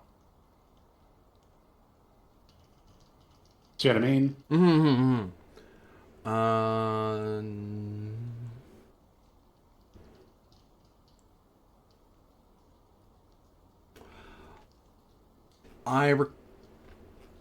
Because I know you can sell things, and you get I think you get coin for that, not supply points. That's where I'm confused. That's where I'm confused. Yeah, it's like on the 133 supply points, it says any supply points a character would gain above their default value. Which means there's a way to get that. Or if there was, yeah. Are immediately converted to coin. So, like, I guess, like, okay, because I'm an archivist and I get double the value than normal for tech supply points. So say we were in a city or someplace with a bunch of tech lying around, it seems like I should be able to go, okay, I'm going to gather odds and ends for supply points. And then you would note down, okay, there are X number of supply points in technical stuff. And then later on you would say, okay, you gathered, or I'd note down how many numbers of supply points I have gathered in the location, would say, oh, but I'm an archivist, so that doubles that number. But I haven't seen anything telling me how that gathering and accumulating the number goes. Mm-mm. Neither, not me either as yet. It may be something I have to look up in more detail, but I'm trying to find it out now while we're thinking about it. Yeah, it's not it's not an urgent thing, and really I was starting to look for if there's a way to rebuild your supply points during an adventure, which there doesn't seem to be, because that seems to happen during downtime longer than a full day. But then again, there's the suggestion there that you gather X number of supply points, which could exceed your maximum. But I don't know. So that's maybe in the GM side. I'm going to check the GM book because it may be something it says. It goes, if they're trying to do this. Yeah. And that's where I'm starting to feel that it's on the other side of the book. This is why I'm not huge on the books dividing up. I get why, because there's certain things you want to keep secret. You want to keep some mystery in your game. But when you divide up the rules, you end up... Oh, come now, Corbidian. You know it's because you could sell 2 books instead of 1. That's why they all do it.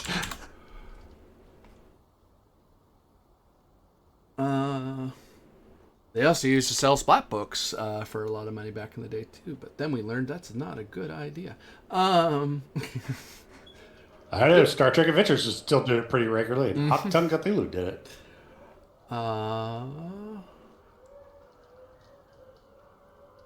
Threat moments such as risk, cost, consequence. Seated cost. Yes, I know what those are. Thank you. Price, relocation. Some things can cost supply points, what you're telling me. Threat, spotlight, dithering, gaining threat. Ooh. What's the mechanics for dithering? It's an old thing where if I'm trying to push you to do something and you're stalling too much, or I think you're overthinking it, yeah. I warn you, and then after the warning, I get 2 threat for each. Oh yeah. In a semi-irregular pattern. Just more of a poke of, hey, hurry up. Yep. Okay, so that's not what I was looking for. It's just a door. Christ's sake. Yeah. Sometimes it's just a door. You're thinking too hard about it. Supply points 147. Is there anything else you're doing while I'm looking this up? Cause I'll look this up in the GM book. This might take me a little bit. Like I said, I'm just kind of on watch. I figure in case you can take the first sleep thing. Okay. So let's call that. Feels like another something I'm not good at. Insight, most likely, or resolve. Actually, either one, insight or resolve. I'll let you choose that one. And you know what? I'm gonna freaking give myself a bookmark of my own because having to look for this every time is slowing me down. Right? Well, that part I know I could solve just by having the GM resource. I just didn't get it yet because I figured I'd be able to get, because most of these books usually all the core stuff is all centralized. They have a core bit, but then it's divided up, which makes it easier to read and learn in stages, but it's harder to flit around and reference things quickly, which that's why they have resources for that. I'm like, okay, that's fair, I guess. Also, just lack of familiarity. I haven't memorized what the most common rules are. Yeah, and as we've discovered, this one is doing some things very differently than other D20.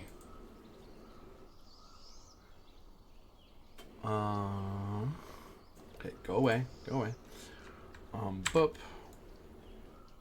Yeah, the only reference the book makes that I can see anyway to getting extra supply points is in Dreamer, where it mentions you gain twice the normal number of supply points from foraging for natural supply points. Yeah, and Archivist is the other side of that they get extra for technological stuff. So we're just trying to figure out, like, okay, there's an implication that, because it says you can, when you take a couple days break down time, you can. It's likely in the GM side. It's likely in the GM side. That is 100%. Okay. I think it's going on. Because it feels like it's telling you, hey, by the way, that's a thing you can do, but it's the GM decides how you get it. Because there's a bunch of references in the book about supply points. So this feels like it's something I'm supposed to know on my side. And again, not urgent, just something I was thinking about, because there are ways to recover spirit mid-game. There are ways to recover, and supply points seem to be treated like a resource that you spend during. So there's usually a way to recover. I didn't check to see if you can do that through momentum. Probably not. So you're looking at a test, by the way, for your watch. Okay. So, yeah, sorry. Insight or resolve, like I said, plus survive. Terrible. Insight plus survive. You're setting a base difficulty for something to sneak up on you. So you're reacting to something that might sneak up on you. Okay. I think I will buy a die just because we'll be. I'll get at least a few hours rest on my non-watch, so hopefully I'll just recover that. 3. Oh, okay. Oh, something's going to sneak up on us real easy. Yeah, you rolled nothing. Do you want to reroll one of those? Yeah. Reroll any of those dice Huh. for one spirit or more? Let me see what the recovery radius is, because I'm not going to get.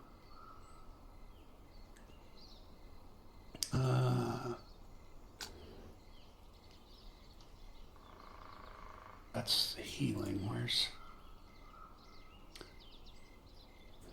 Where's the break? And It's in the. I have it pinned. stuff? I have it pinned in the Discord. Oh, fantastic!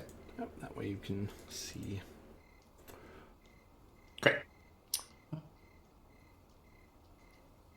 Okay, just as a heads up, now that I've looked in the Game Master book, so supply points are something that you may find. Like, you know how in a lot of games when you look around an area for treasure or something, one thing you can find is coin. Like, if you literally find valuable items or literal coin lying around, that's one thing. But more often is supply. That's you just finding random crap and putting it in your bag. Or so out in the woods, you're not going to get many supply points. But if you're in a city or you salvage a vehicle or something, then you can, or you defeat a waker, you can scrounge supply points off it. Some people will pay you in supply points. They go, hey, I'll pay you. I don't have that much coin, but I have some supply points. Like, you might do that to somebody else. You might say, hey, look, I don't have the coin to pay you to help me out with this thing, but can I give you some supply points? And that will be, yeah. So that's what they mean. Okay. That's explained in. Is that highlighted specifically in the Game Master book? I got that through context of the adventure ideas they have in the book. I'm like, oh, that's what you mean. I understand now. Although you can't get some supply points out from nature because, I mean, dreamers get double the amount of those kind of supply points. Exactly. That's what I was about to point out is if dreamers get double, then you should be able to forge something from what's. Yeah, because it also includes consumables. It notes. So, you know. Well, I will keep looking. But that's what I know. Okay.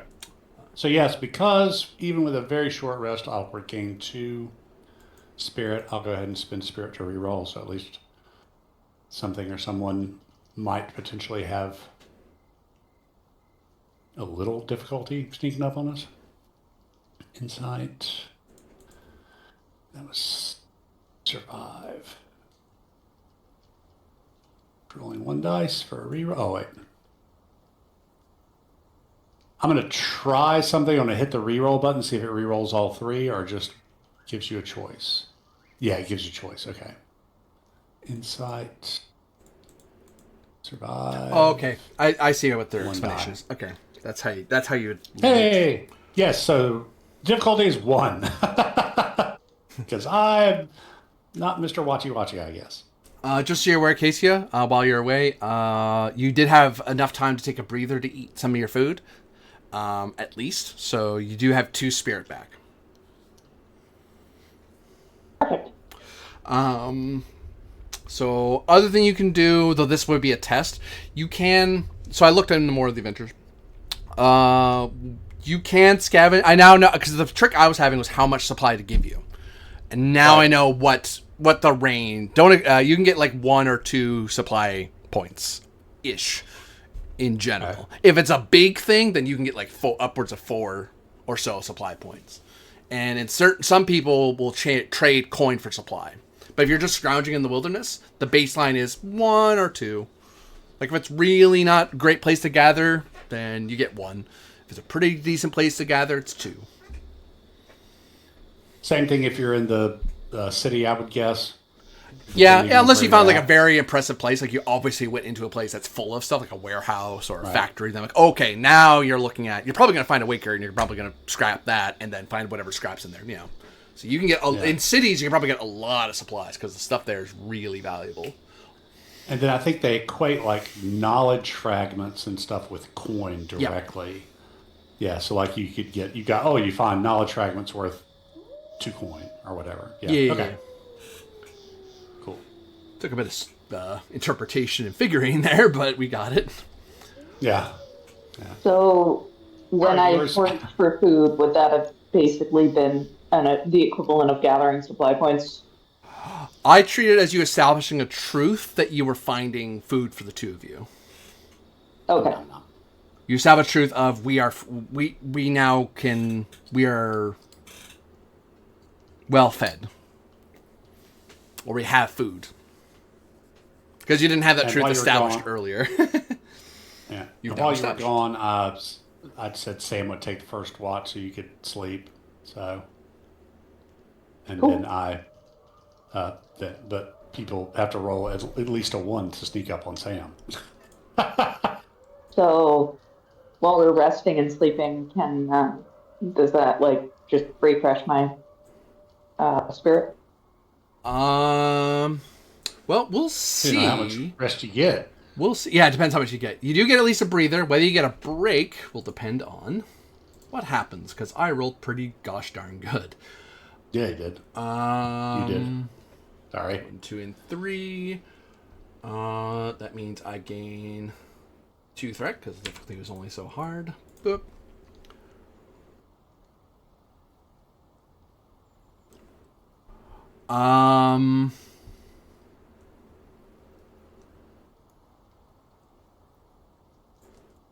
One of the guards is walking up on your camp. They see you there in the dark with your small fire. And they look at you. They look at her, kind of resting.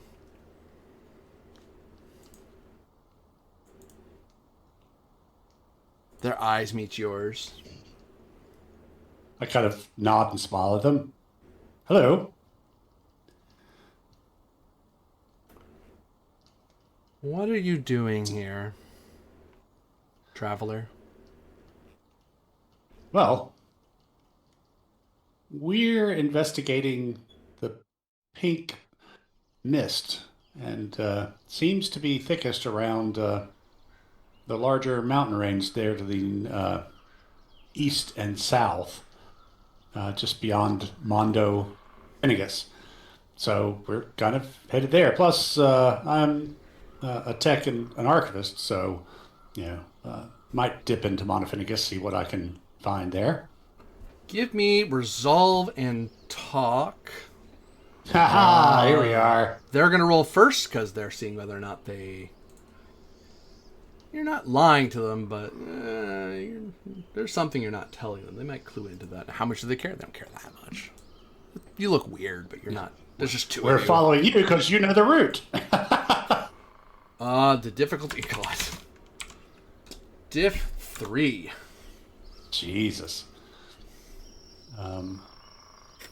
Yeah, I'm just gonna roll flat because it's gonna be so hard to reach. Does the Resolve. talking wake me up? And if so, can I assist? Does Sam? It depends if Sam jostles you awake, or actually, you know what, Acacia? Before Sam's roll, let's see if you just kind of wake up on your own. You might just wake up just because you're a light sleeper. Let's call this. I'm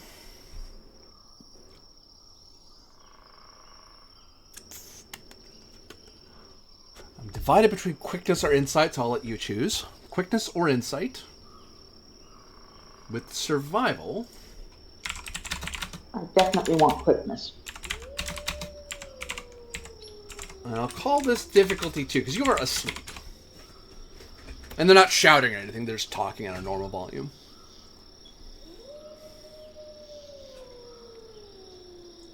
Because there's certain noises you just ignore, otherwise you'll never get to sleep.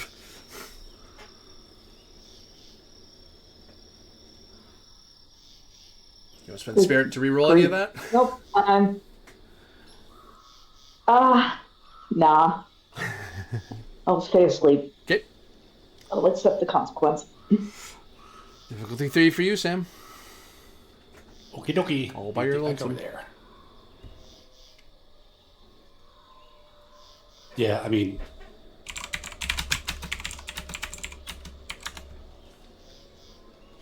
I'm rolling a whopping 9, so I really don't think there's much of a reason to spend for the third die, particularly when I'm only down to 2. So I think we'll just sort of see what happens here. Whoops. I did it right. Yeah, I got 1. A couple threat gets generated. Oh, yeah? Yeah? Where do you come from? You don't sound like Bela Lugosian. No, we're upriver. Just got into town yesterday by now. That's why these, and I tap on the gas mask. We're not necessarily used to breathing the mist, so.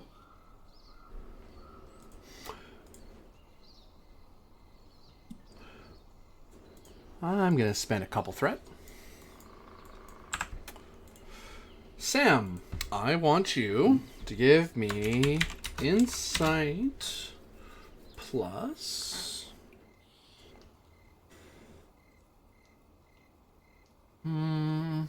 fight. Okay. Difficulty 2. To see how... You get this weird vibe off this guy as he's talking to you, and you're trying to get the gauge of, is this guy going to start something, or is he just being curious? Alright, I'm getting low on spirit here, but I'll spend 1 for a third die. God help me if I get hurt. Hey, what do you know? Generate momentum. Gain 1 momentum.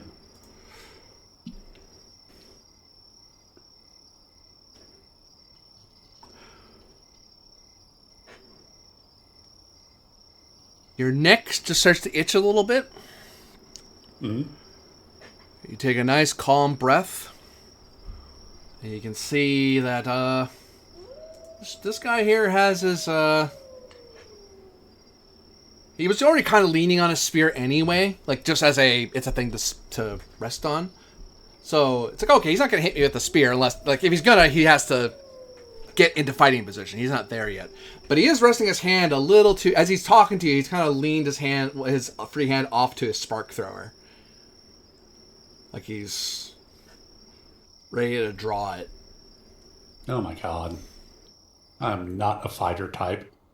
I'm gonna, like, nudge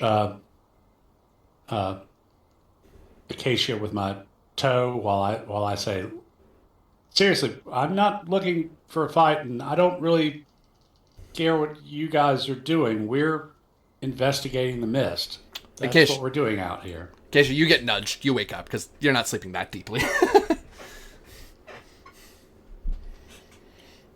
We'll wake up and just kind of sit up. But am I watch yet? We have a guest. Hello.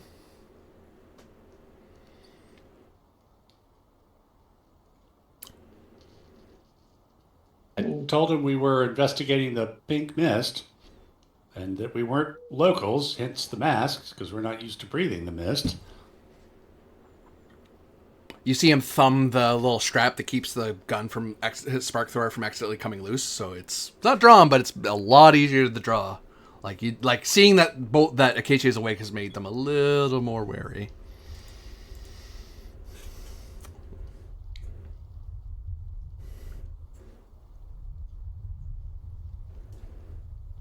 I will. If we have any leftover food, I'll offer him that. And if not, I'll say, listen, if your group is hungry, I can probably find you something to eat. You may offer supply points, and that will allow you to attempt a resolve talk. Difficulty 2, as you're offering, you're making a peaceful offering. You're offering some of your food off to him. Sure. How many supply points do you need to offer? Just one. Okay. That's an amount of food.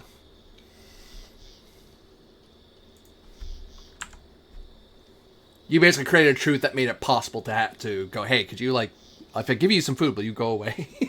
Right. Basically, yeah. I mean, Uh, I can yeah, try to I'll assist go if you ahead want, but it's not a high chance. sure.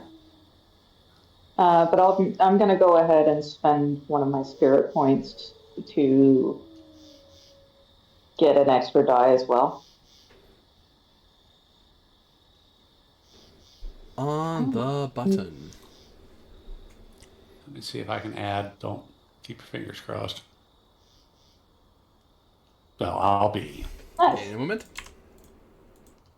Off a successful roll, you can spend momentum to recover some of that. But then again, you're probably going to... I will say that with the success, he's probably going to leave you alone now. Because you've done the age-old survivors out in the woods meeting each other. Have some of my food. Just go away. It's like, okay, well, I'll leave you alone then. And with a quick bit of back and forth, he picks out like a couple things that... He doesn't want the berries as much. He'd rather have some of the cooked meat that you had left over, which, whatever, you caught a fair amount for yourself and Sam. So, yeah, eventually he wanders off back to his camp.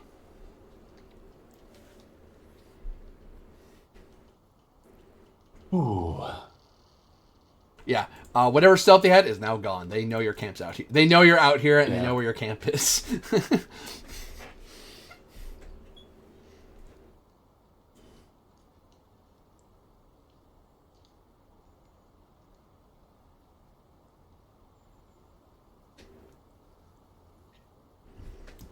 Do you continue your rest, or do you just move your camp somewhere else?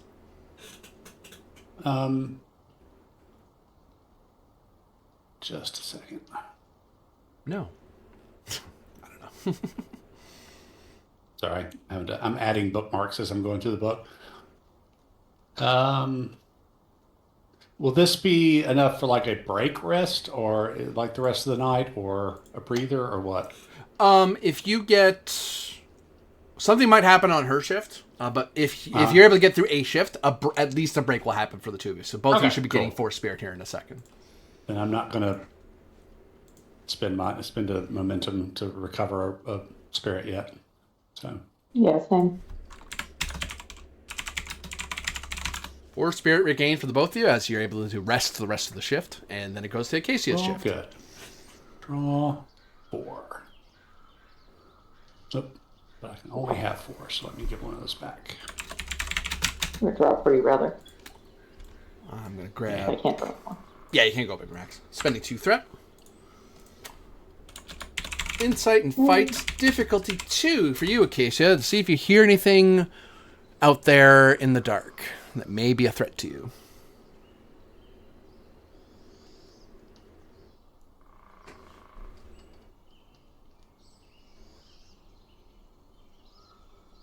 All right, fine. I will spend one of those spirit that I just regained. Oh, god damn it. You want to spend another one, or... I'm completely unaware. That is a good question. I'm trying to decide.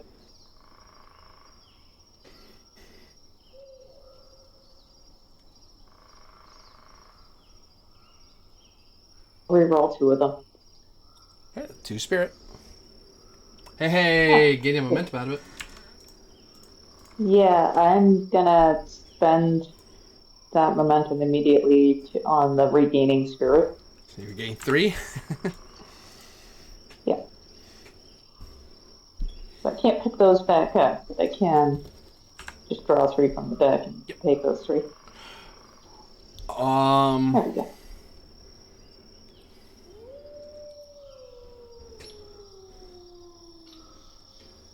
You see flashes of light happening over here as someone is fleeing from the camp and is being shot at by the guards as they're chasing them down. So it starts not heading towards you, but yeah, someone's being chased down, being shot at by spark throwers.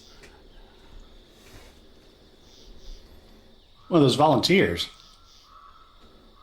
Our lottery winners. For certain values of winning.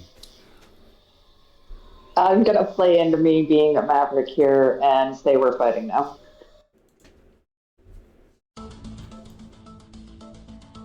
Sorry, Ansley. Get that growth. All right. We're fighting now. All right, conflict in this game works a little weird. So defaultly, we break up location into a collection of zones. So let me draw those lines for you right now. Lines.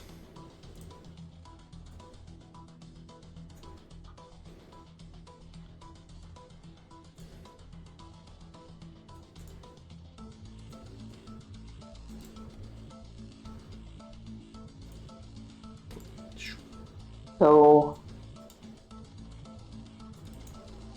now I need to look up how much growth I gain. I think it's just the one. In an action scene.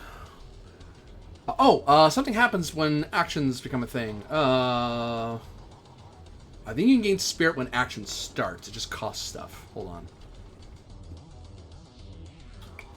The minute something kicks in, you can immediately, as you start doing stuff, go, hey, I get back some of my spirit back. But you both have your spirit back to full anyway, I think. But that's one thing.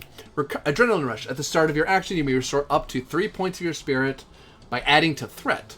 Restoring 1 point. So each time your turn comes around, you can have an adrenaline rush and go for it. Downside is you're adding to threat when you do that, but because you're pushing yourself harder than you probably should, just for your own safety. But hey. Yeah. Just so you know. Okay, cool. So that's that. I want to make sure you knew about that, because I remembered reading that going, that's neat. That's a neat way to get back spirit. I'm in the wrong part of the book again. No, please. There we go. All right. So,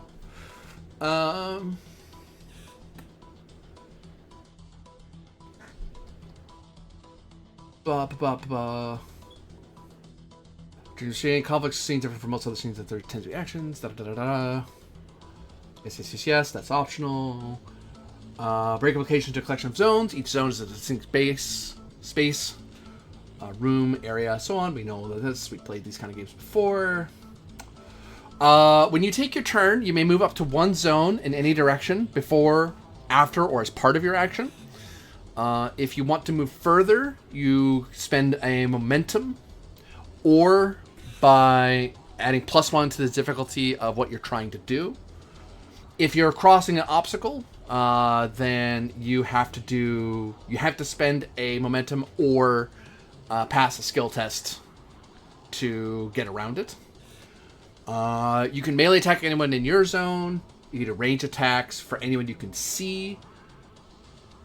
People in your zone or adjacent are easy to hit. Anyone further away is +1 for extra zones between them. So long, extreme 1, extreme 2, and so on.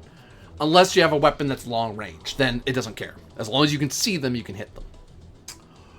The question I had for myself is who goes. So normally, and that's the way I'm going to do it for now until I find if I don't like it. But this game, GM chooses who goes first and then who acts next. So I point, you go, whatever makes sense to me. There is another way to do it in rounds and turns, this whole other thing. But for now, I think narratively it makes sense for Acacia to go first because you're the one who's like, I got to do something. I got to go. I got to do something. Right. Yeah. And I'm going to mark you with a marker. Did you kick me or anything on your way out? Because I'm asleep. I could. It's up to you, or if you just rush off, that's up to you. What kind of an action would it be to hit him or to wake him up? I'm willing to say you can wake him as part of the. You're starting the fight, and you're like, hey, even you just going, hey, you over there, and you start rushing over. That's probably going to wake him up because that's an unusual noise. Or even if you just before you start, you kind of jab him with your weapon. You go, hey, wake up! Like, ow, I'm awake. Yeah. All right. So, how does movement work in this game? So you can move. I don't know if I played 2d20. So you can move to an adjacent zone for nothing, but if you want to move 2 zones, it costs you a momentum or your next attack, your next action is an increased difficulty. Okay.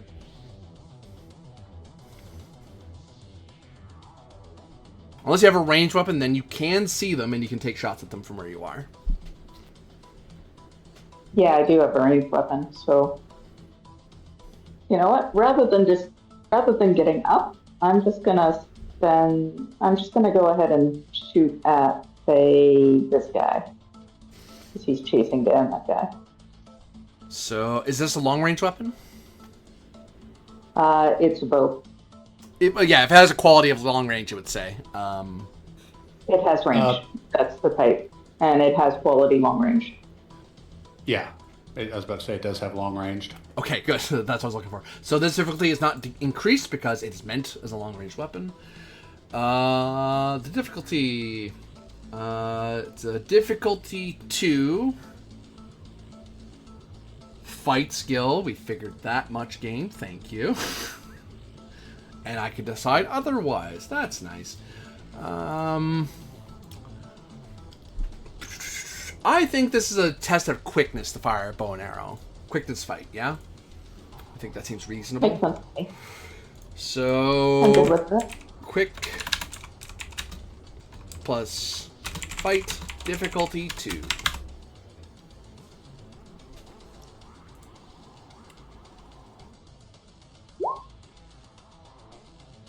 Great. I gain a momentum.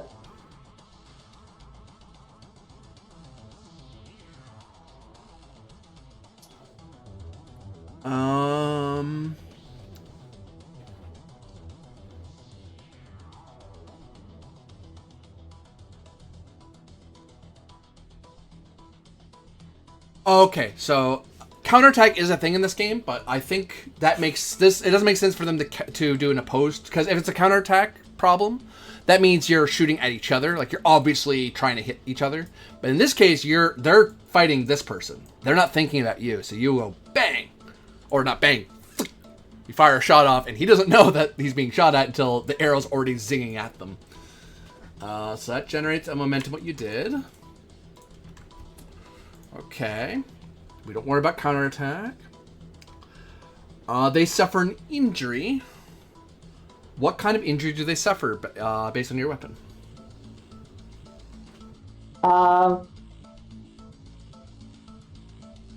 Would that be in the qualities, I assume? Oop. Moment.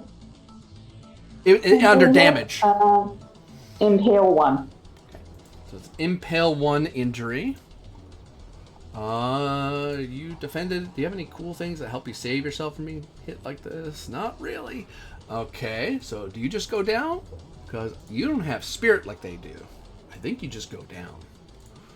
But let's double check how this works so we're consistent.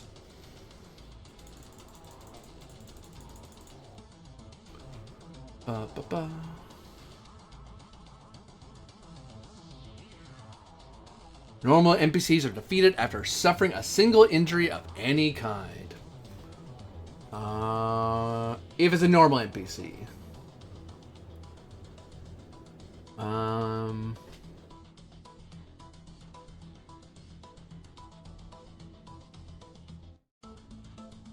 time to time, you may fight normal NPCs acting as a group. These guys are group working together, so that makes sense. So defeating groups, you could... Oh, I can spend threat to avoid the injury. That's how I keep them up. Do I have threat to do that? I don't think I do. I think I spent it to start this mess. I did. So I don't think he's going to stay up. That's unfortunate for him. But for you, good news keeps coming.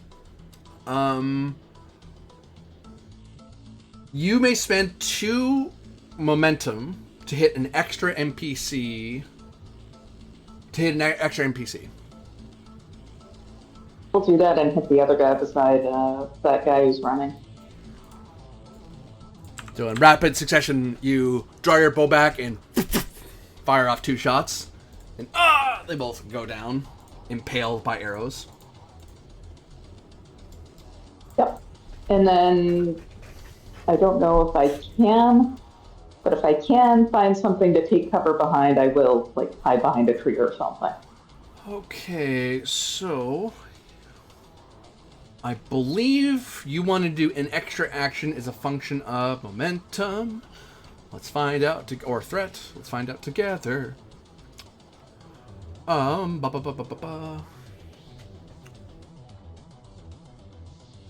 yeah, you got involved in a fight. I'm going to gain 1 threat. That wouldn't have changed me saving them. I think I need at least 2 threat to save a normal NPC.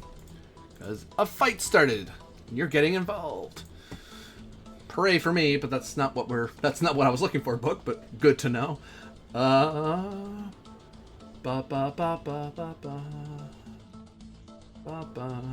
relevant to what we're looking for. Best recovery, don't care.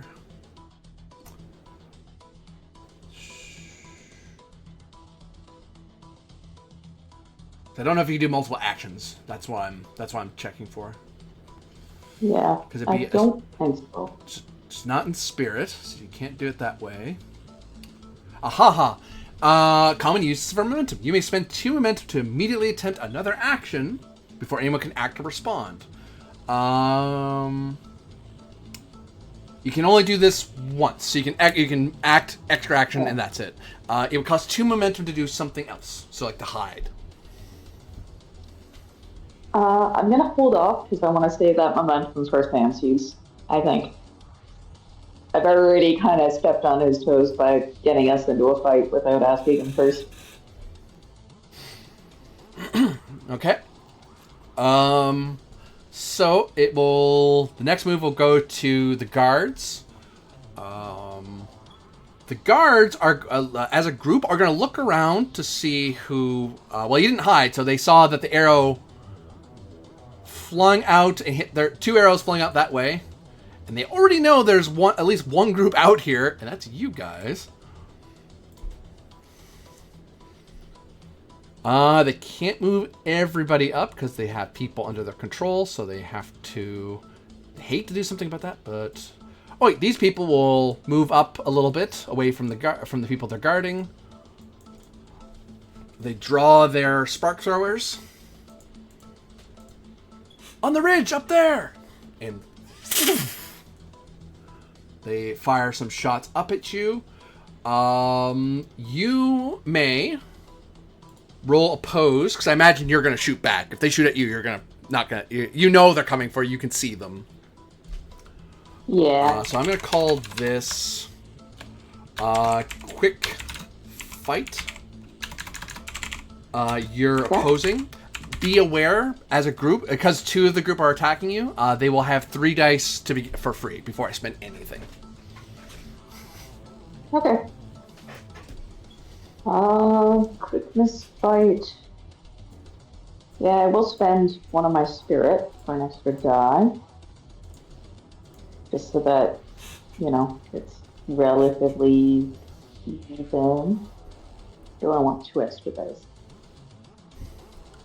I want 2 extra dice. Heck with it. I don't want to get shot by those things. They hurt.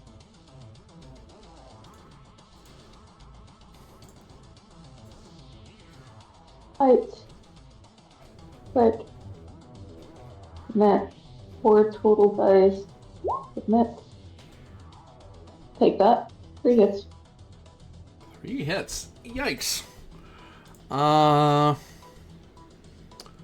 I'll spend a threat to get an extra die. So I have 4 dice.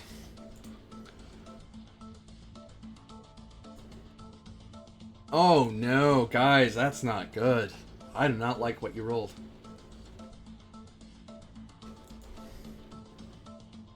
Two. You beat them by 1 to generate a momentum. So they start firing. They're firing their spark throwers, big flashing lights zipping into your area. You duck behind a tree, fire some arrows back at them. Now, whether you do damage back to them is called a counterattack. Counterattack is something you spend momentum for. How much momentum? I'm glad you asked. It costs 2 to counterattack. And if you do so, you will inflict an injury upon them. I think I'm pretty okay to not for now. Because again, I want to reserve the momentum first. I mean, you can if you want to.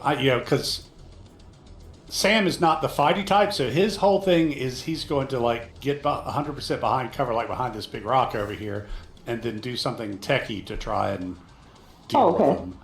In that case, sure, I'll spend the 2 momentum to deal an injury the once we're shooting at me. Best, I'm rolling a 9 for fighty type stuff at best. So you impale at least one.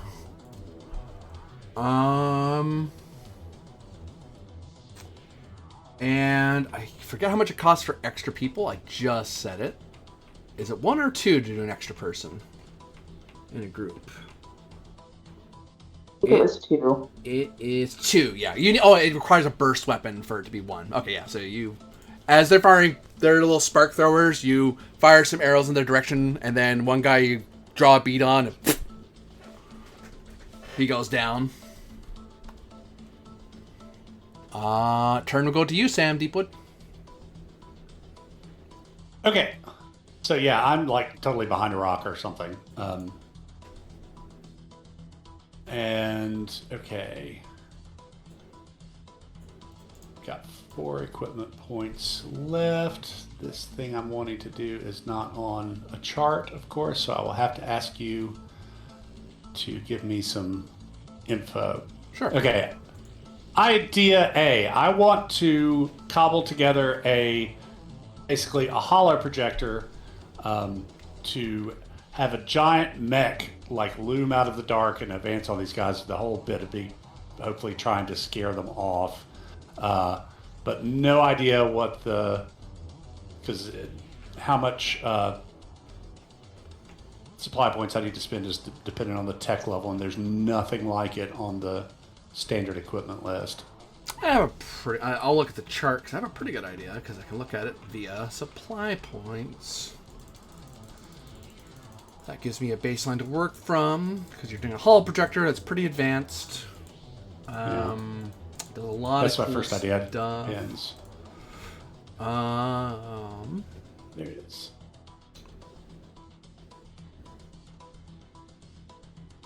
You're probably not going that high up.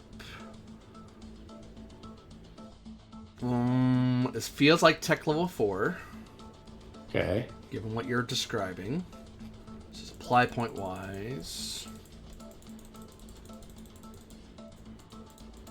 You know what I should do? Time to create another shorthand here for myself. Go up. And then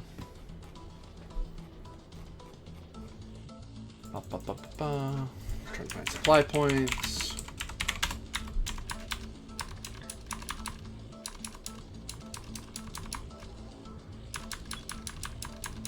Okay, this is the slow way because supply points is said 1,000,000 times in the book. Supply point costs. Thank you very much, book. 133. Not 1,333. That's not how that works. 1, 2, 1, 3, 2, 1, 3, 3. Thank you. Grabbing that so I don't forget. Stop it, roll 20. Alright, there you go. Yeah. Damn it. Yes. Go away. Pin. Yes. So many pins. So many things I need to keep. So this feels like a supply point cost of... It's either 4 or 5 off the top of my head. You don't want it to be automated. You're doing something with it. So it's not doing stuff on its own. So it sounds like supply point costs 4. So it costs 4 to create the equipment truth of cobbling together some sort of hollow projector. Right. So if you want to do that, it'll cost you 4. And the difficulty, they're reacting to what you're seeing, to what you're creating, rather. So the difficulty... If you do this, because you get to know difficulty before you roll. Yeah. You are...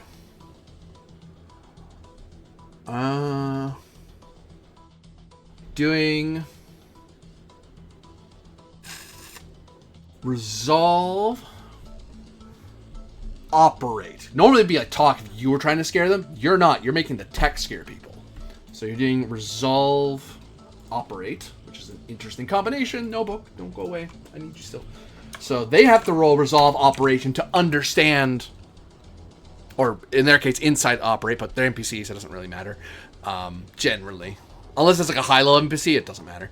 So they have to roll to make a base difficulty of what the hell is that. There is a bunch of them, so they could see through the lie. So as a group, they're getting 2, 3, 4, 5. There's enough of them for them to roll full of 5. So yeah, so it is resolve plus operate, supply equals 4, oppose. That's the first idea. And you know they'll have 5d22 because they are acting as a group. Okay. I will say the fact that they have people with them will bring it. I'll knock one of their dice down because that's a truth of we're guarding people. They may have to just take their chances. They may not want to guess. They may want to be a little more cautious than otherwise. So you're looking at that's probably 4d20 on their end. What was your other idea? If you had another idea. I did. Each d20 costs 1 spirit. So it's sort of cheaper in this game. Okay, so they're going to be rolling at least 4 dice, right? Mm-hmm. I'd be rolling a 13 on that. Yeah, 13, and I'd have to spend pretty much all of my spirit almost to get a match on that. So that might work. My other idea, being much more simpler and direct, was where's the table? Handmade weapons. Was to build a tangle bomb, which is a tech level 2. Okay. And it's a handmade weapon. So, yeah. Now, here's the trick. It has, the damage is entangled 4, but I can't find anything telling me what entangled actually... So, damage in Dreams and Machines, the number is how hard it is to fix or undo. Right. And the word just tells you what kind of damage they've taken. So, if it's entangled 4, one can presume that they're not killed by it. Like, the people who are impaled are either dying... Yeah, it's non-lethal, yeah. Yeah. It's burst non-lethal and ammo, so I'd be creating one. So that was my other idea, was make a tangle bomb, because it affects an area, and then probably let Acacia throw it, because, again, it's assuming that's whatever the hell that would be, quickness fight, probably. I'm only rolling a 9. Although there I could spend a bunch of spirit if I needed to get it, but that might entangle people, and since it's burst, it would only be 1 momentum per to entangle extra folk, if I'm reading that right. Yeah. 1 momentum instead too, yeah, okay. And I'm guessing that even if I succeeded with the hollow projection, I'd have to spend to affect more than one person. Same. You're affecting the whole group. If you do the hollow projection, the group is rolling to see if they believe it. Because if they believe it as a group, they'll leave as a group. But if they don't believe it, if they don't believe it, then they don't believe it as a group. Okay, it's riskier, but I think it's honestly worth it, because if I can get them all with 1, okay. 13 is not... Yeah, I agree. Okay. 13 is not terrible. Okay. So we're looking at supply 4. However, this is where my talent comes in. Tinkerer, I can reduce the number of supply points I spend by 1, so I can take that down to 3. Very good. So we'll go ahead and do that. 1, 2, 3, because I think either way I lose the supply points if I succeed or not. Okay, and this is going to be resolve. Operate.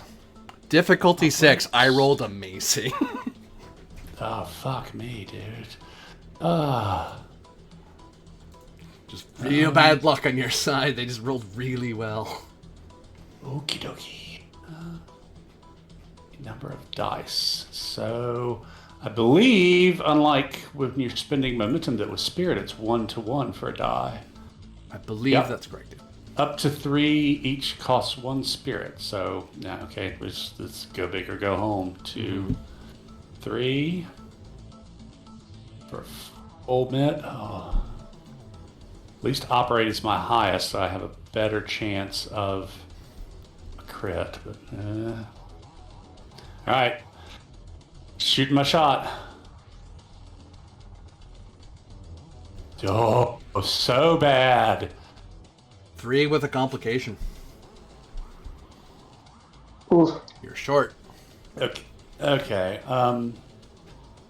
there anything that happens when you run out of spirit completely?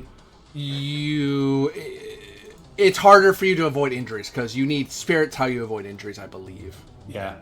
But if you're out of spirit, you're just out of spirit. Yeah. Okay. Yeah, there's nothing I can do except re-roll 1. I'll try and get rid of the comp, at least. Oh well, it would have been cool if it worked. It was all... And they just roll amazing. Like that was just bad luck. And operate. 1 die. Just absolutely bad luck. It's not a comp. I got rid of the comp. Yep. Got rid of the comp. So generate 3 threat because they beat you by that many. You you tune it in. You cobble it together really quickly, and you get the right battery in there. You turn it on, and it appears in the midst of them, and it looks big. It looks scary. It looks like a walker that's gonna smash the crap out of them.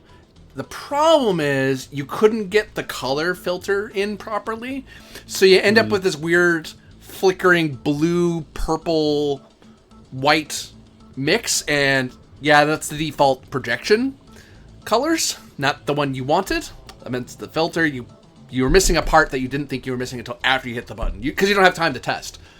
So right. If they might have believed it if they didn't know any better. Unfortunately, you run into people who know this tech level and go, or at least have seen it once and go, wait a minute, that's not what walkers look like.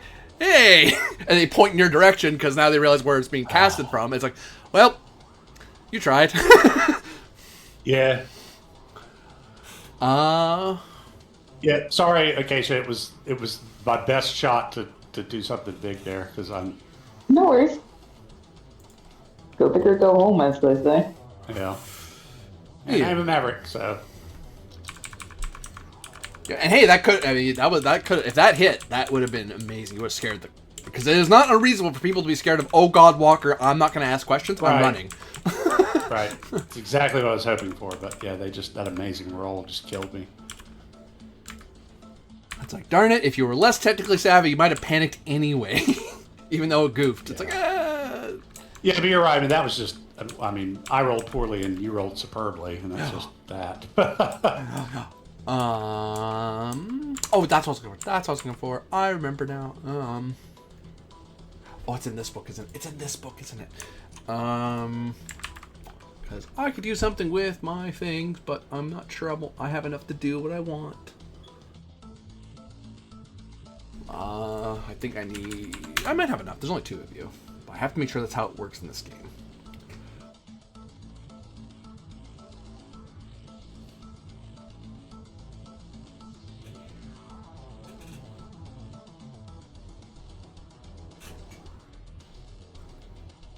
Yes. Do I have enough, though? I do not. I cannot do that.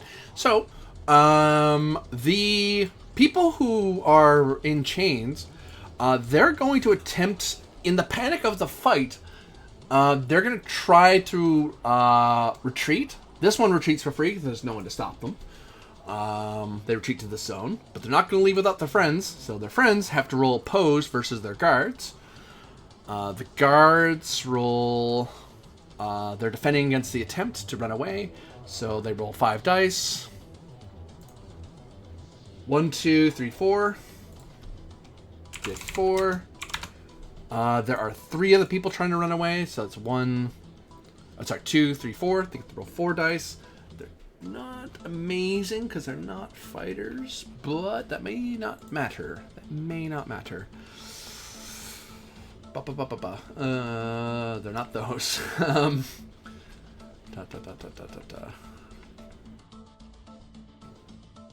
I'll give this. The GM's book has a lot about different monster, not only different creatures, but also different like regular NPCs. Which, oh my god, I wish more games sat it out some regular folk, so I have an idea of how powerful someone should be. They have a little anyway. Long rant. I'll save everyone. That's for another time. They're not terrible. This isn't what they do, though. Well, they're running. They're not fighting. They're doing the thing they would normally do. So... oh, no. They can't do that. They can't do that. But these people can do this.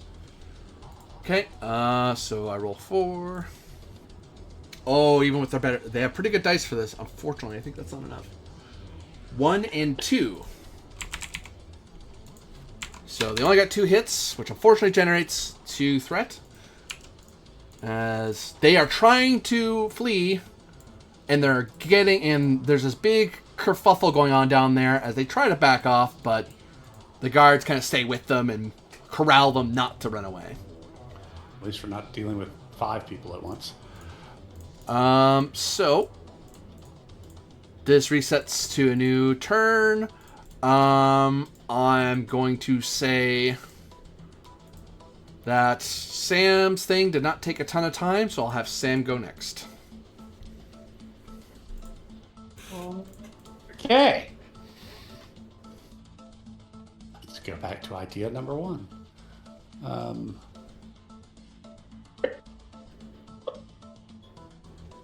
Oh, I correct myself. I'm sorry, Sam. Okay.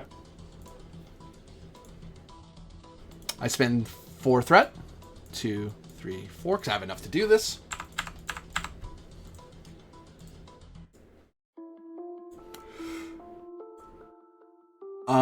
As the battle's going on, and there is all this confusion and arrows being flung and people trying to escape, people getting scared. Yeah, it's late at night. People just aren't really feeling like getting into a big throwdown at this late hour. There was like a thing that appeared out of nowhere holographically. That could be like some of the people who are scared down there think that might be walkers or wakers trying to do something. As you go in the midst of a reversal, as this situation has spiraled into a much more complicated issue because as part of this reversal, by the way, you recover half your maximum spirit because the scene has ended. This battle scene has ended.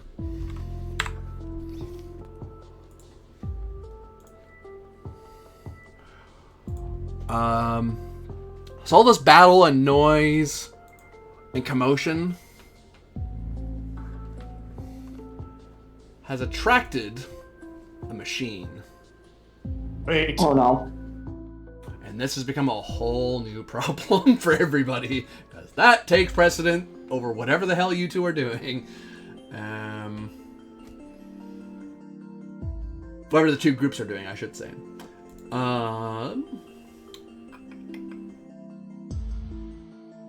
And what kind of threat is it? Well... What kind of machine's coming out of the work? No.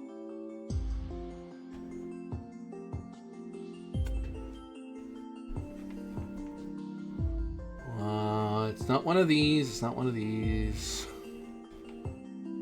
Though there are stuff out there that can eat your face. This is not the thing that's eating your face. You're not in a place where these make sense.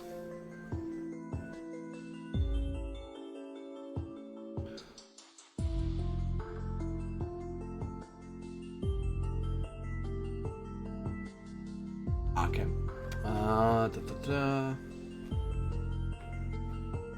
So I knew a Waker was going to show up. I just didn't know what kind. And Wakers have their own weird things. Because these are not normal.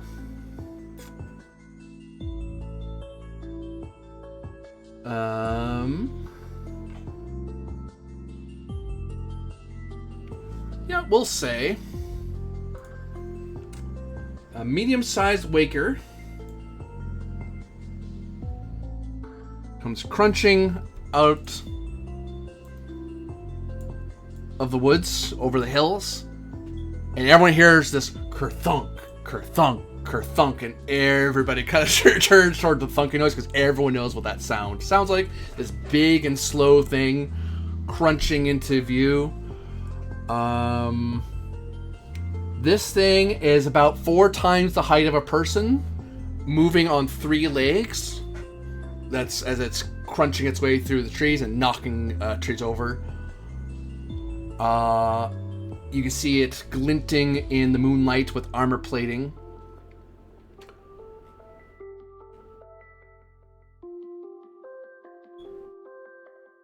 And it has its own personal threat.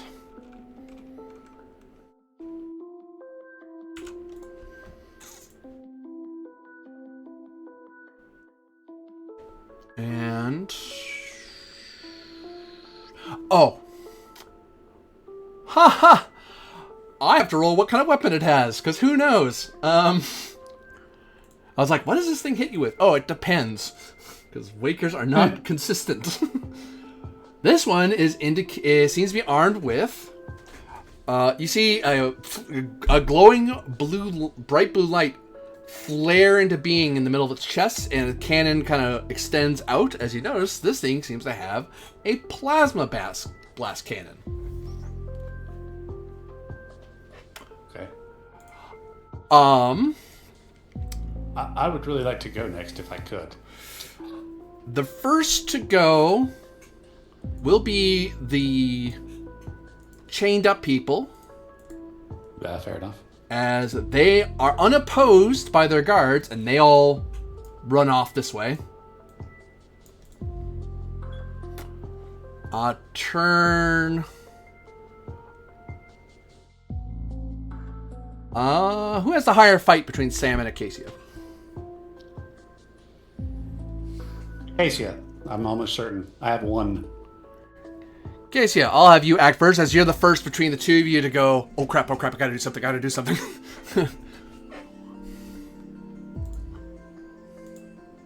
So you're in a fresh fight all over again.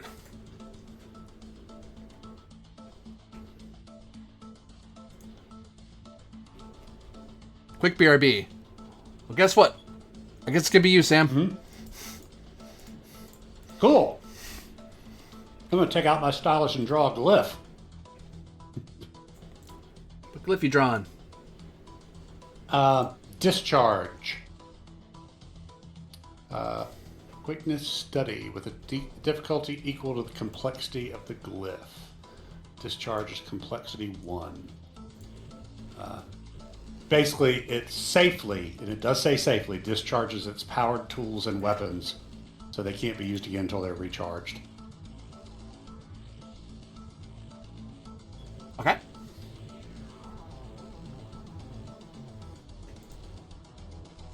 So you're looking at diff 1. What kind of test? Yeah. This is not a super great roll, but it's not the worst. Quickness study? Yes. Yeah, the quickness study is the usual glyph thing. Okay. And since I have a stylus, easier to do.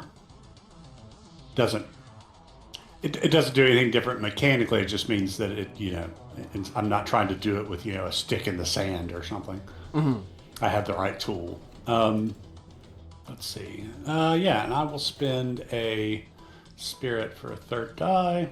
Like you're like turning over toward like a tree, facing toward the machine and drawing the glyph big so it can see it. Yeah, or a rock, or I can do it on my chest, whatever I need to do it on. Yeah. The glyph literally, the stylus can literally write on any material. Yeah. As a sort of holographic light shines into being, you're just trying to like very quickly go, how's that go again? It's like this. Right. Hey, made it +1. Oh, generate momentum. And you see the light kind of you see the light dim, and you see a huge plumes of steam come away from its shoulders. Okay, I think I will just spend that momentum into regaining that spirit since I'm low. Okay. Yeah, and I'll shout out to all and sundry. It'll have to recharge its weapons before it can use them. It's vulnerable now.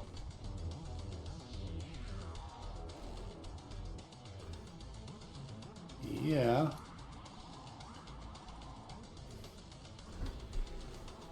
Turn goes away from you because you can't keep at the moment. All right.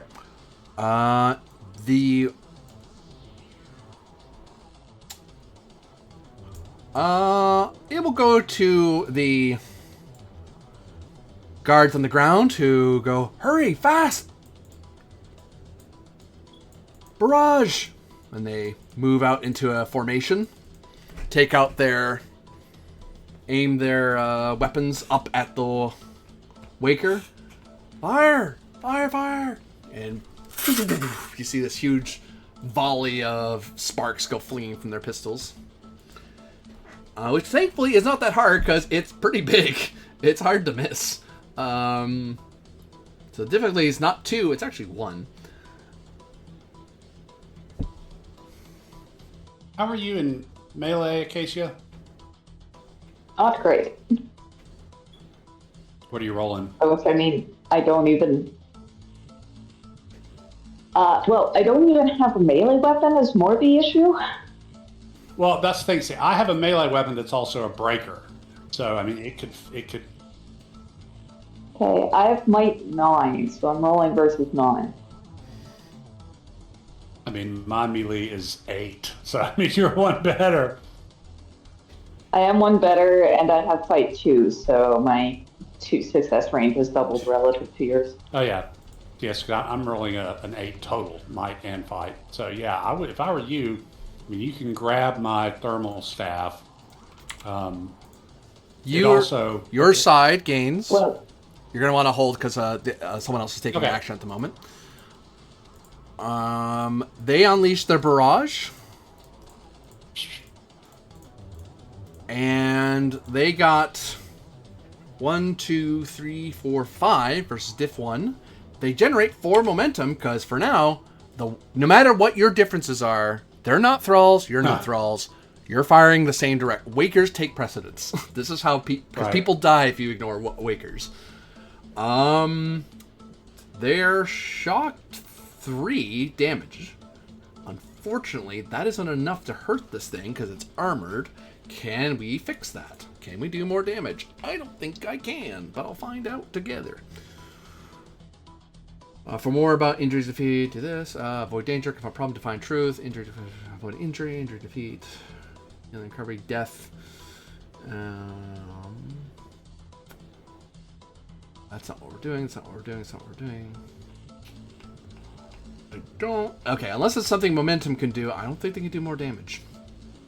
Can they do it with extra threat? No. They don't have spirit. That's not how they work. That's you guys. That's you being brave folk. When you see an attack, you may increase the damage rating of an injury inflicted by 1 for each momentum you spend. So, they are doing 3 damage. 3 specifically shocked. But 3 is not enough. How much momentum would you like them to spend to increase the damage? Because you don't know how much protection this thing has.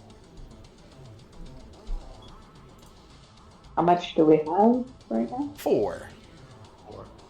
Now, keep in mind that if you go after them next with my thermal staff, which is a breaker weapon, which are especially good at damage to machines, and it'll have a different level of protection against breakers. You might want some momentum to spend for that. I think maybe we go 2. That way I have 2 if we need it. Okay. Ooh, although, crap. Yes or no? Letter. Otherwise, I'm calling dithering. What's the penalty for a weapon that's greater than your tech level, or a device greater than your tech level? Valid question. So let me check. I'll look to... I believe it generates threat, but I'm not certain. Tech level... For goodness sake.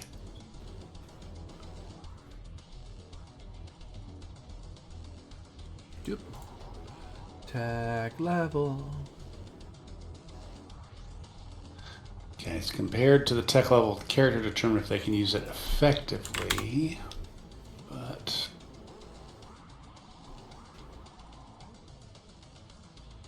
If it's equal to or higher than tech level, they can.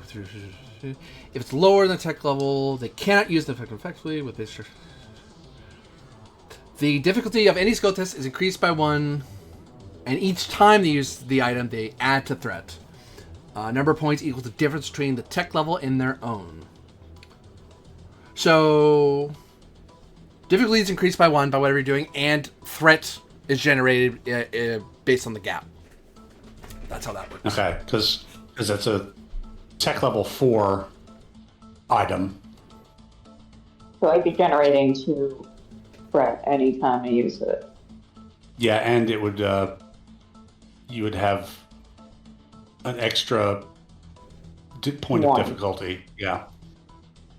And think then it melee, makes of more course, sense. if opposed. So Yeah, I think it makes more sense for it to be with you okay. in that case, because I think that more than negates my mechanical advantage over you. Okay. Yeah. So I say yes on those 2 momentum spend for the cards. That Sorry becomes for the delay. shocked 3 goes to 5. Shocked 5. As you start calling out, aiming for certain weak points that you think you see from your somewhat better vantage point, they'll take your advice because whatever, you know.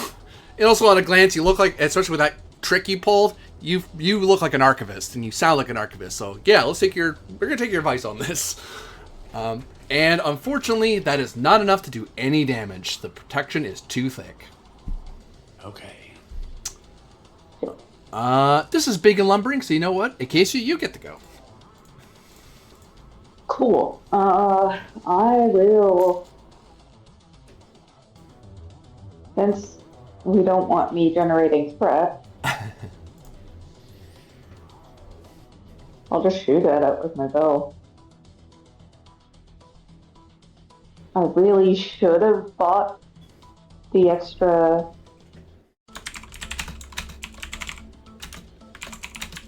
Heads. Yeah.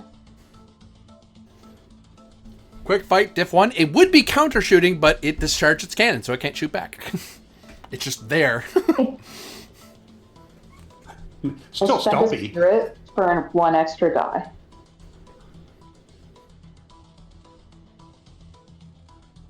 I mean, you hit.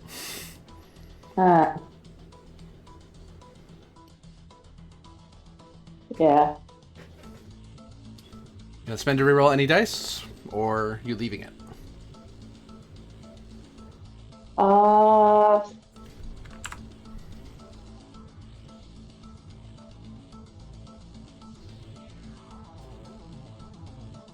Great. I will go ahead and re-roll because we need to generate some momentum so that we can succeed. I'll re-roll 2 of those and spend the spirit for it. Okay. Oh, fuck. The dice gods are not with us. So injury, it's impale 1. Your weapon is Yeah, which means it probably just clings off the armor. bling.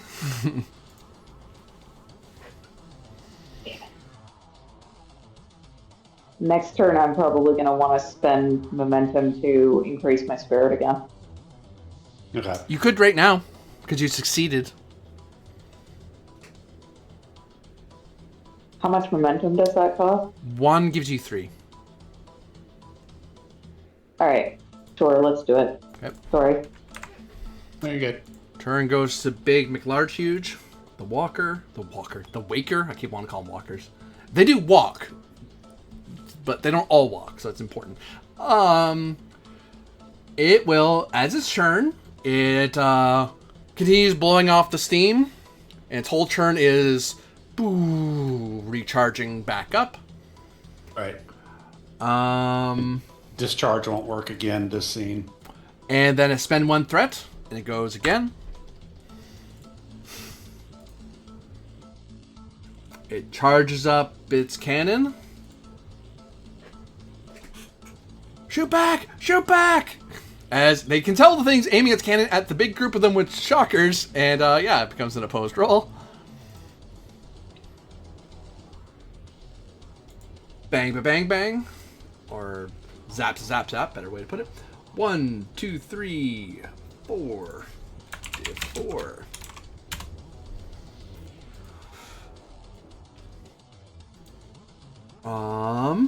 Oh, and just because it started, just because it has a turn, it gains 1 threat, or generates 1 threat just for existing for a turn. Oh, I'm sorry. It got 1 threat for its first action. It's taking another action, so it generates another threat.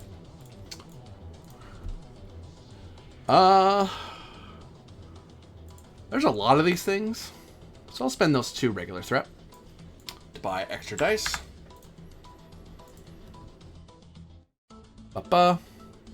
Bang! Fires its cannon back. Uses what and what for the plasma? It uses that and that. Oh, it's the wrong one. Wrong one. Okay. 1, 2, 2. Sorry. Deepwoods dies from irony. Oh no, 3 because it took a second action, so it's actually a bit harder what it just did. They could counterattack and do 3 shock damage, but you know shock 3 isn't enough, and shock 5 isn't enough. So I don't know if you want them to bother with counterattack, or they're just shooting at it to keep it from hitting them.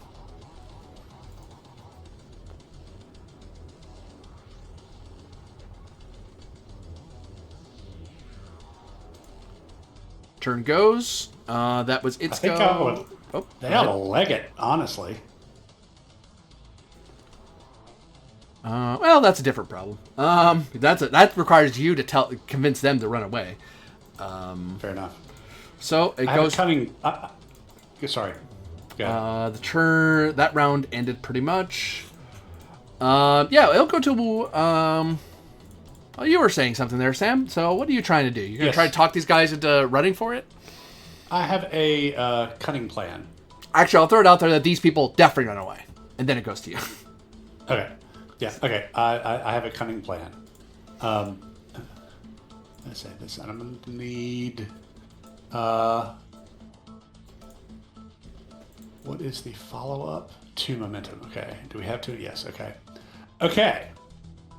First, I am going to write the glyph of.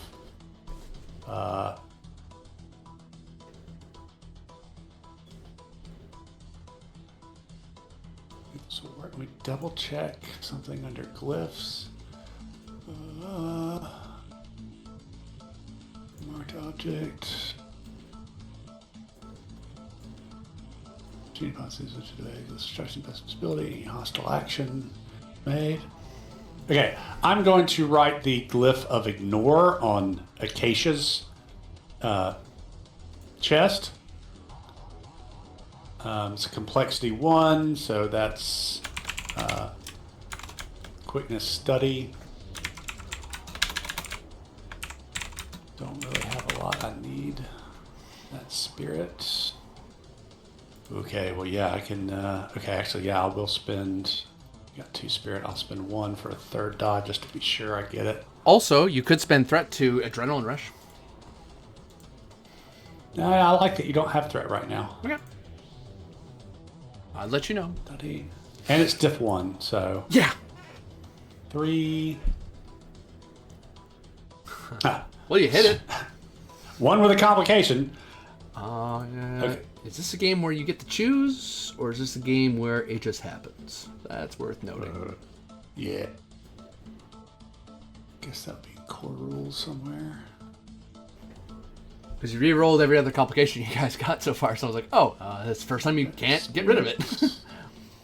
Well, you could. You could spend one. If I needed to. That's true. Yeah, but complication.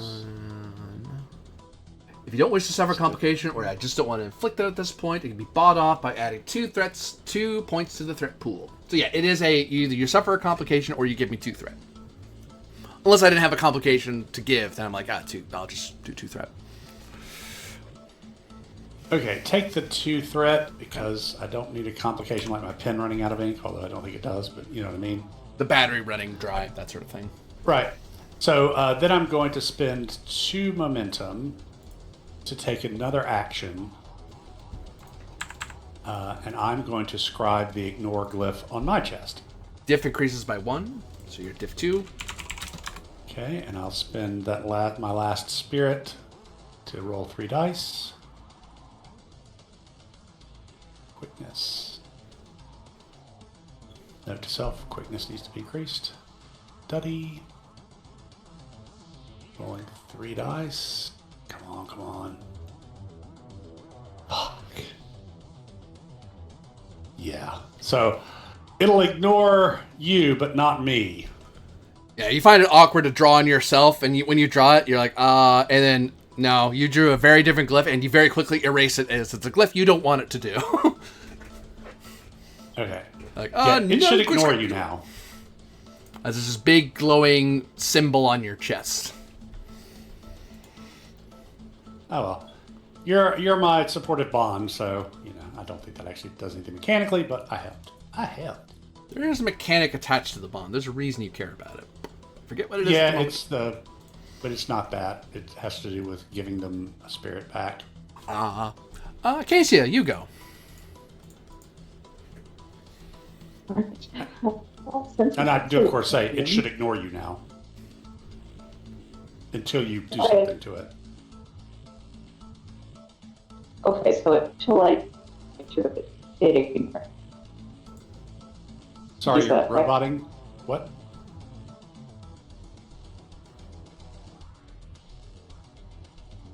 Say again. Yeah. Typing's happening. Until I do something, it ignores me. Yes. Well,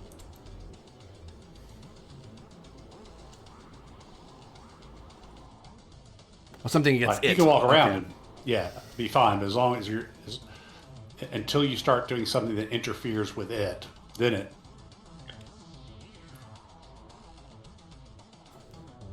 And I think at that point it just ignores all glyphs. Yeah.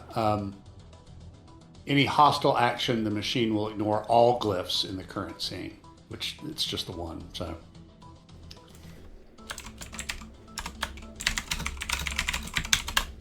Okay, can you hear me better now? Yes. Okay. I don't know why it suddenly started working again, but anyway. Cool. Yeah, so then...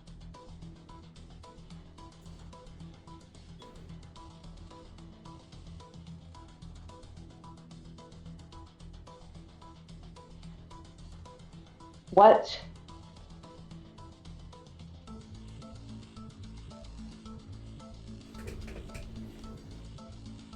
We haven't really done anything to this thing, and I know my arrow is not good enough.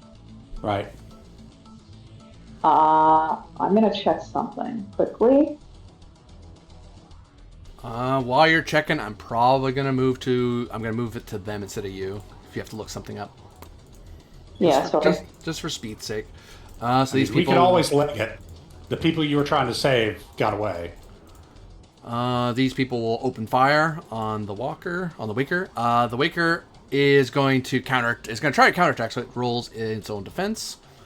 It's going to buy a couple dice, because why not?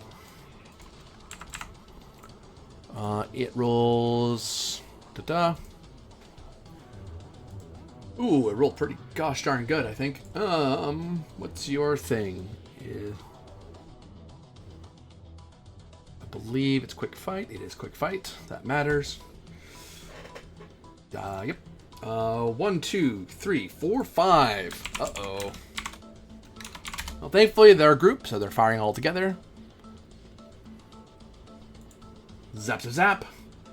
1, 2. Uh-oh. That generated 3 threat. It's going to spend 2 of it to counterattack. How bad's plasma cannon? We're about to find out together. Actually, no. They get 1 free hit because it's threatening. So actually, I got 1 less threat, so that threat goes away. Because it's a big lumbering thing. It's not hard to hit. It didn't take an action. They did. So we figure out what a plasma cannon does. Plasma blast, sorry.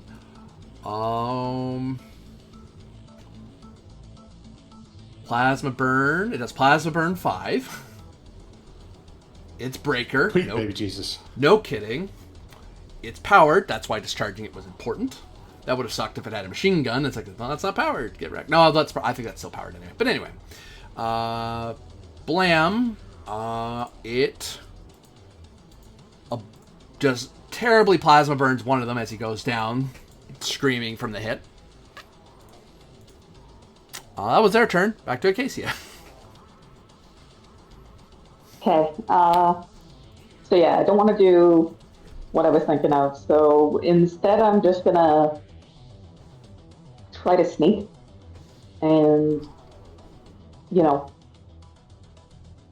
get myself hidden from it. I think for now, just in case the glyph wears off or something. I mean, it will eventually. But... Yeah.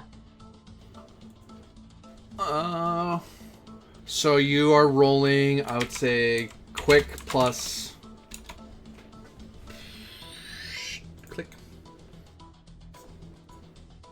Sneak's his own thing. Well, there you go. Quick sneak. It's ignoring you, so diff 0.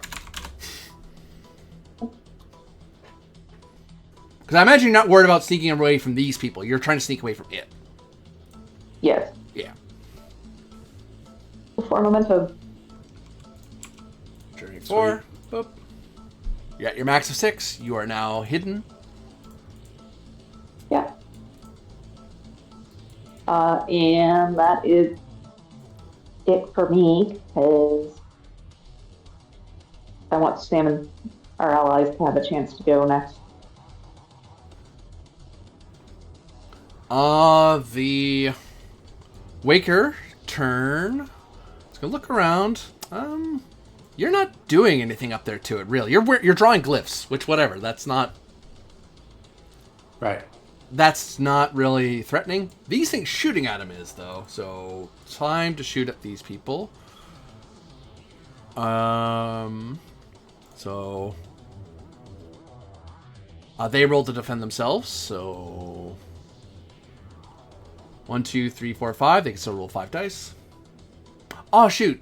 Well, it doesn't matter. They get a bonus when they're defending against an attack, but they already have the max amount of dice, so it doesn't much matter.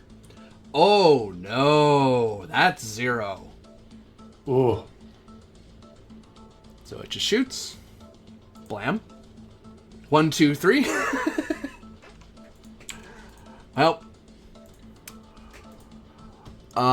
it will spend 2 threat as the plasma blast roars between these two and hits them both as they both go down screaming. Oh, and it generated a threat because it had an action. So you know what? Why not? Destroy the enemy. 2 more threat. Another one goes down.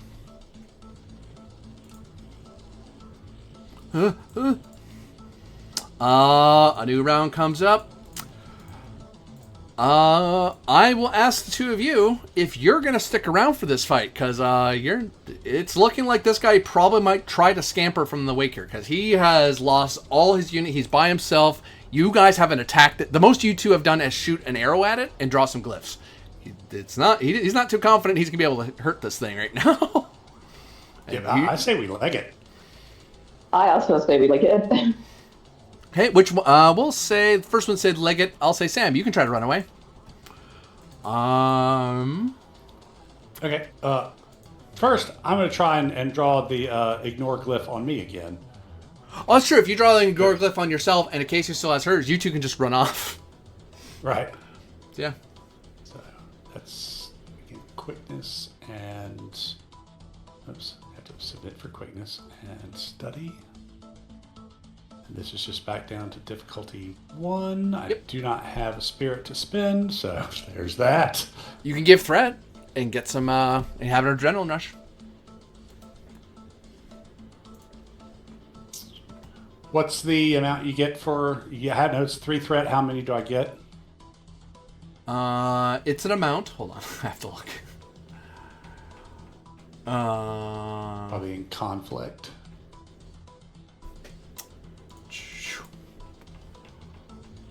To the index for me. Adrenaline rush, 81.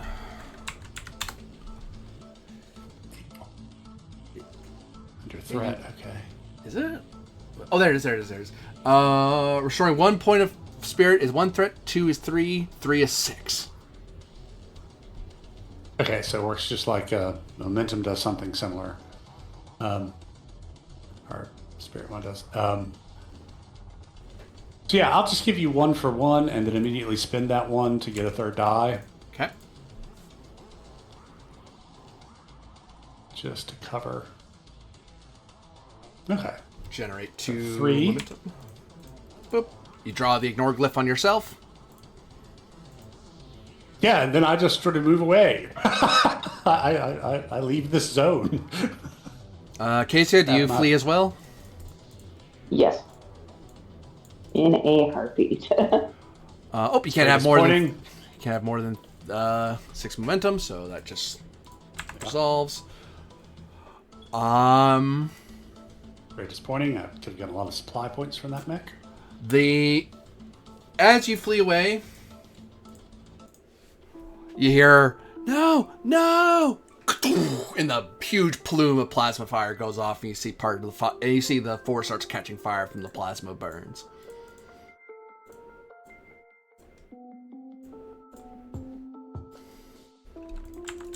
And you have escaped. I kind of feel bad, but also kind of don't. You escape. Given that they were gonna. Yeah, they were taking unwilling people to do something awful. But hey, at least now we know some of the things we need to start spending growth on when we get growth. Yeah. 2 threat is generated due to your actions. Well, yeah, somehow I don't think going up against that in melee with a massive total of 8 in a row.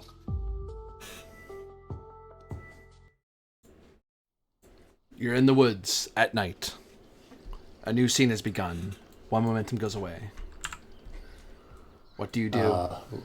Let's at least have a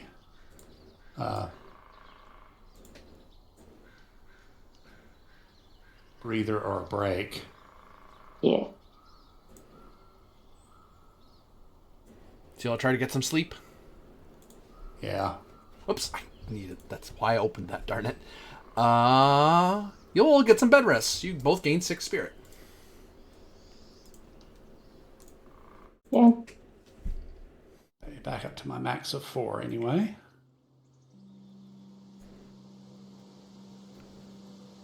I'm back up to my max of 7. Well, we know there's a waker in the area. The question is, do we want to do anything about it? I don't know that we can. I definitely cannot right now. I need to get some blast heads before I can try to do anything. Your necks itch as you wake up in the morning.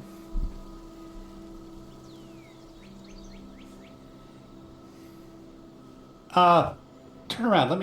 Let me see your neck. The back of your neck. Show you the back of my neck. Any sort of visible sign of irritation or anything, GM? Oh, let's find out together.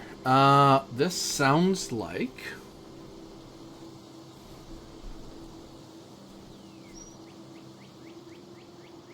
This usual medicine roll. Resolve study. Difficulty 5. Well, You can succeed at cost. I've got a 12 rolling this. I would have to spend all of the, like 3 of the spirit I just regained to be sure of hitting it. But why not? This probably is important. 1, 2, 3 for 3 extra dice.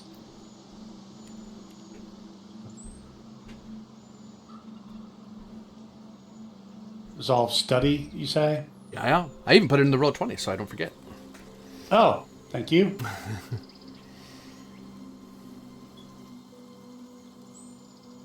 Well, there's the rolls I've been looking for all night. 4, 5, and 6.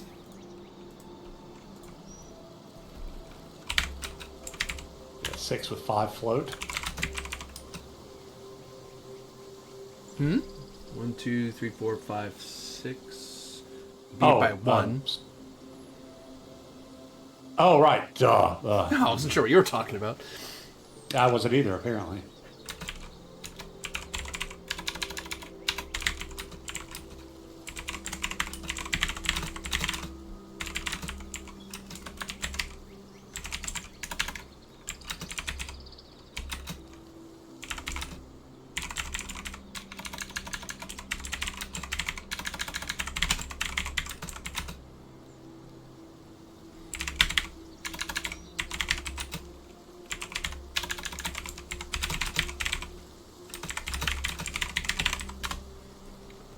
You see something there. I sent you a private in the roll 20. Ah, the roll 20. Okay.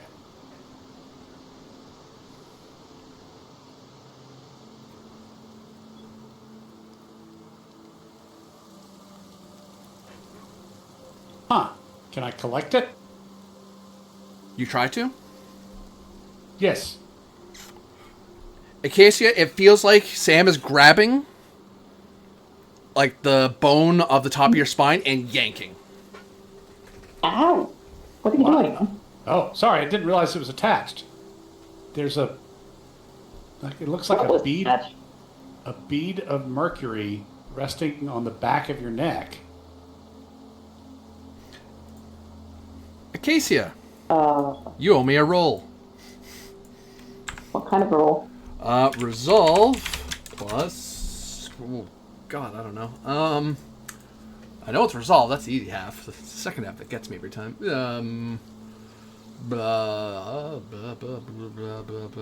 Survive, I suppose. Survive. I'll call this difficulty 2, because I don't have enough threat to make this worse. Actually, no, I take that back. It's opposed. I'm wrong. It's opposed. You're reacting, so you roll first.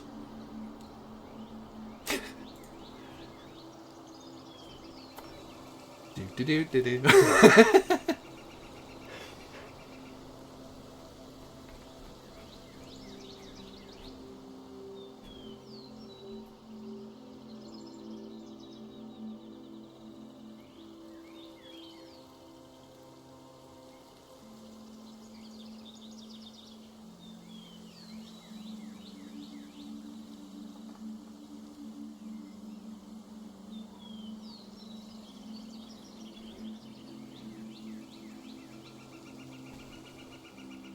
So what you spending for your days?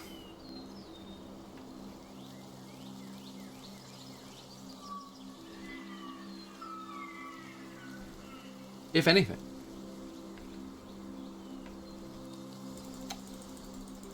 Can you hear me now? Can hear you now, Sorry yeah? about that. Sorry about that. My computer just randomly decided to restart itself. What were you saying about owing you a roll? You owe me a roll. Resolve plus survive opposed. After Sam tells you about the bead of mercury.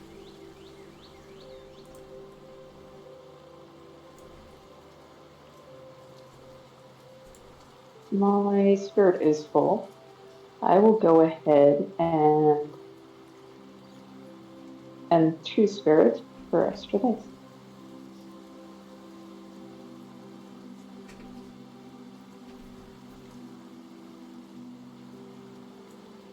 Spend two extra dice. How much spirit does it take to get 2 extra dice? 2. Okay, so it is 1 for 1. Okay, perfect. 2.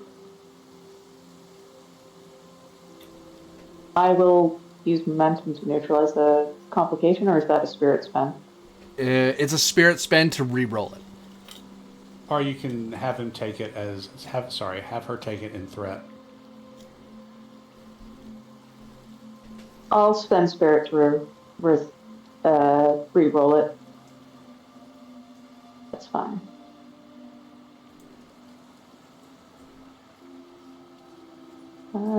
Resolve. Rolling just the 1. There you go. Okay, I will put that. So I owe you 3. Okay. I'm just gonna buy a single die. I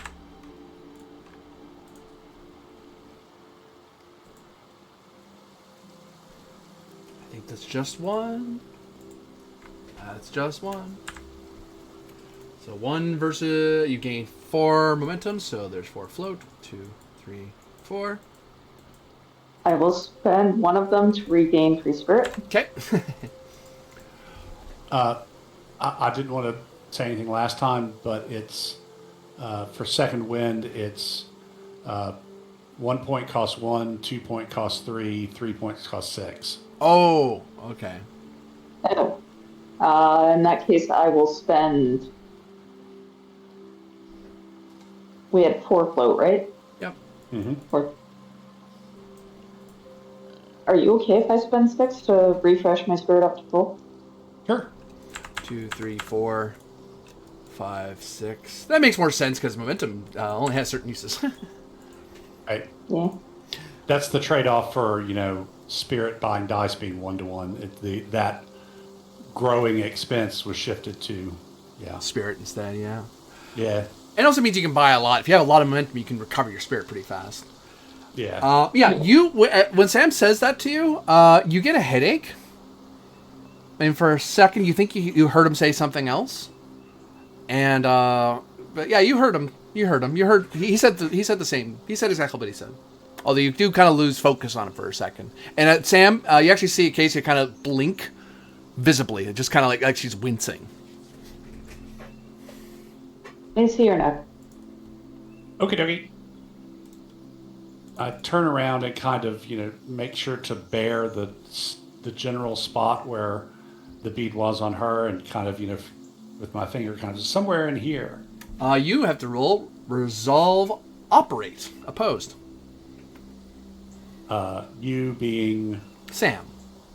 Okay.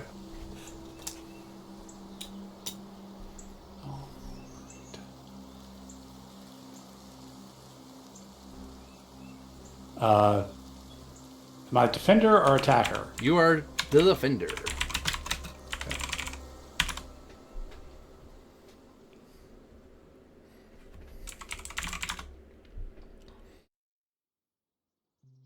No. Great. I'll spend my last spirit. Hopefully there'll be enough momentum for me to regain some. 3 dice. Oh. Well, so there. 1, so you generate 5. Nice. You have 3 float and a full mint of momentum. Do you want to spend any of that? Yeah, I'm going to spend...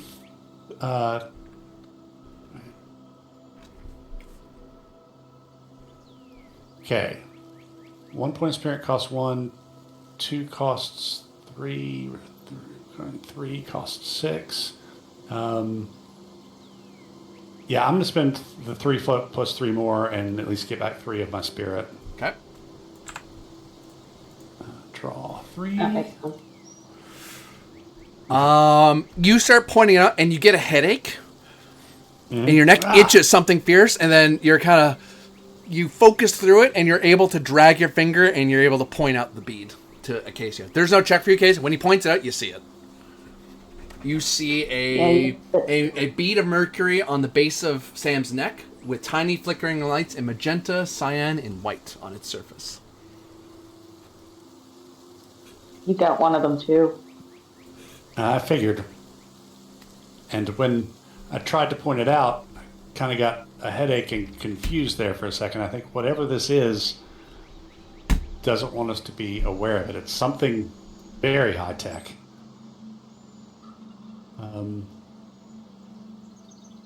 The impression I got as well.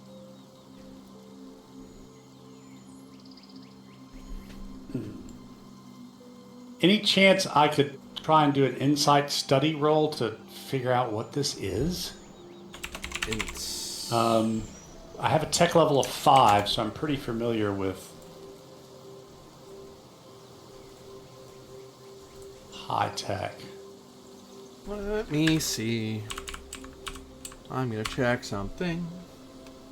There's tools and equipment.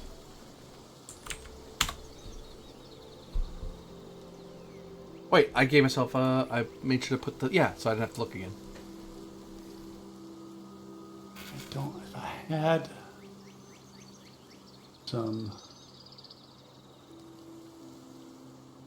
This is within tech level 5.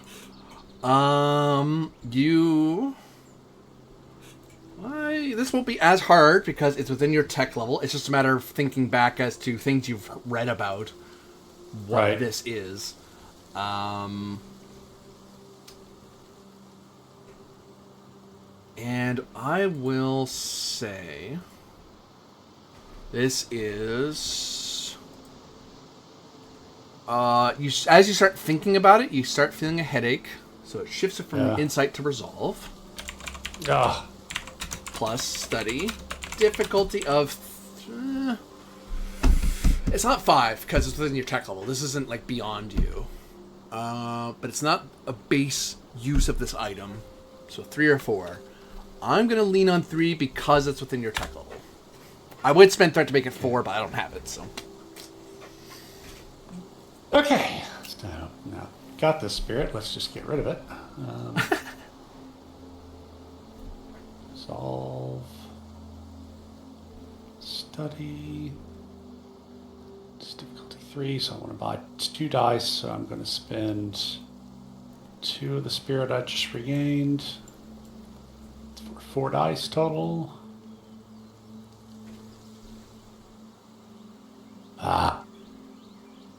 Nowhere near. Diff 3. I'll spend the final one to reroll. There is at least I do have a shot of rolling a crit. Yep. More than 50% chance.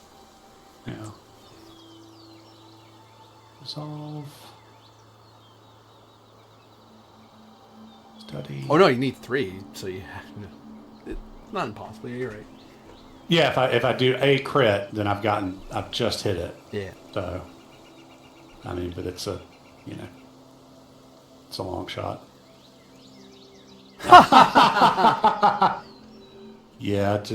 Do what you will. Complication or threat? You give me comp? Sure, I'll take a comp. The truth of it is, you have never encountered something. It's within the tech level. This feels like base logic. This is some type of nanogram because robots are too big. They take up too much space. Even small ones will fit in your hand. Like you could see it. Right. Something this small that's resting on a person, that's some type of nanogram. That's like a swarm of nanobots that use holoprojectors and energy field generators and stuff. They're meant to help you with other stuff. They were very useful technology. But what specific type of nanogram this is, the truth is you've never read about anything like this.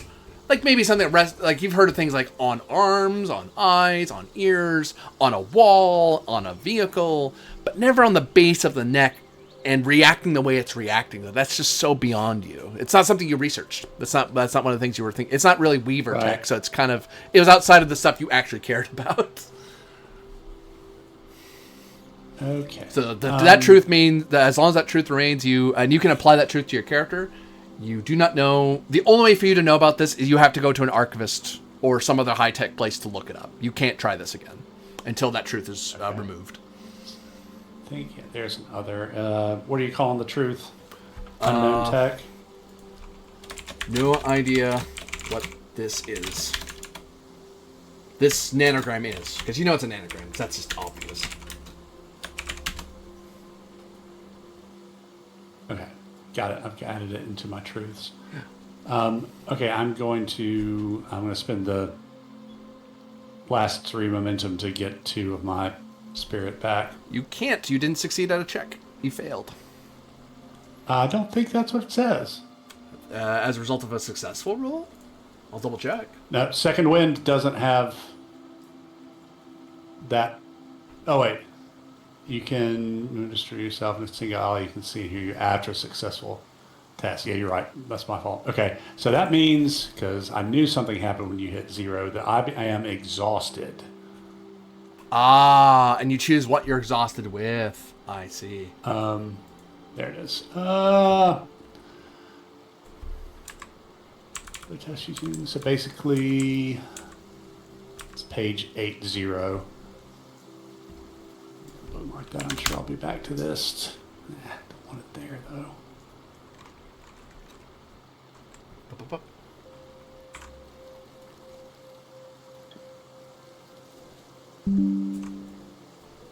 Go away.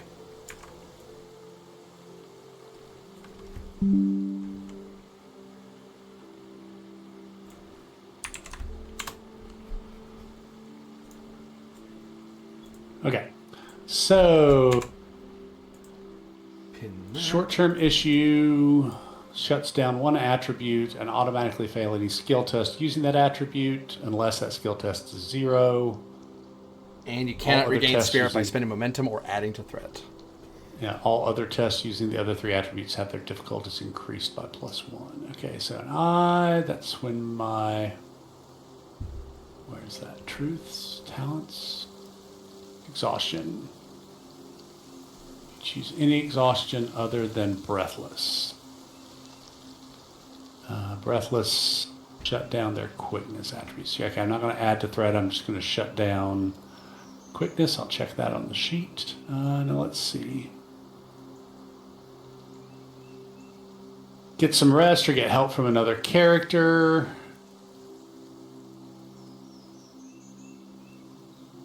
Character ceases to be exhausted after any kind of rest. So I think we should take another rest. Yeah, I think so. So you, I imagine you're taking no more than a break. You're not taking a full bed rest. So regain 4 spirit. Okay, and then unclick breathless. Yeah, I thought I remembered reading something about how when you hit 0, that was bad. So after an hour and a half of kind of an hour or so, just kind of like you both examine it, and then you just take an hour to just kind of sit there and dwell on the. Yeah, because actually, like thinking about it seems to be straining you a lot. Like you feel headaches, you feel short of breath, and just kind of you have to sit down for a second and just I'm just gonna let this woozy feeling pass. We need to find one of those weavers. More than anybody else, they'll know about nanotech, or an archivist, Back to or the city then? Or back to the settlement then? I don't know. I think it is. My understanding is weavers tend to stick around settled areas for the most part. Well, at least maybe pick up some leads on where they've been seen, because we know they've been seen in the area. So yeah, I guess we head back to the little town, New Estonia. Estoria. Estoria, sorry. One momentum goes away as you start heading back to New Estoria.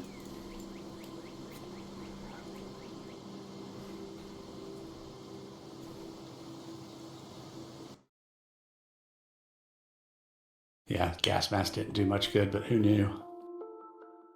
Wasn't a bad idea.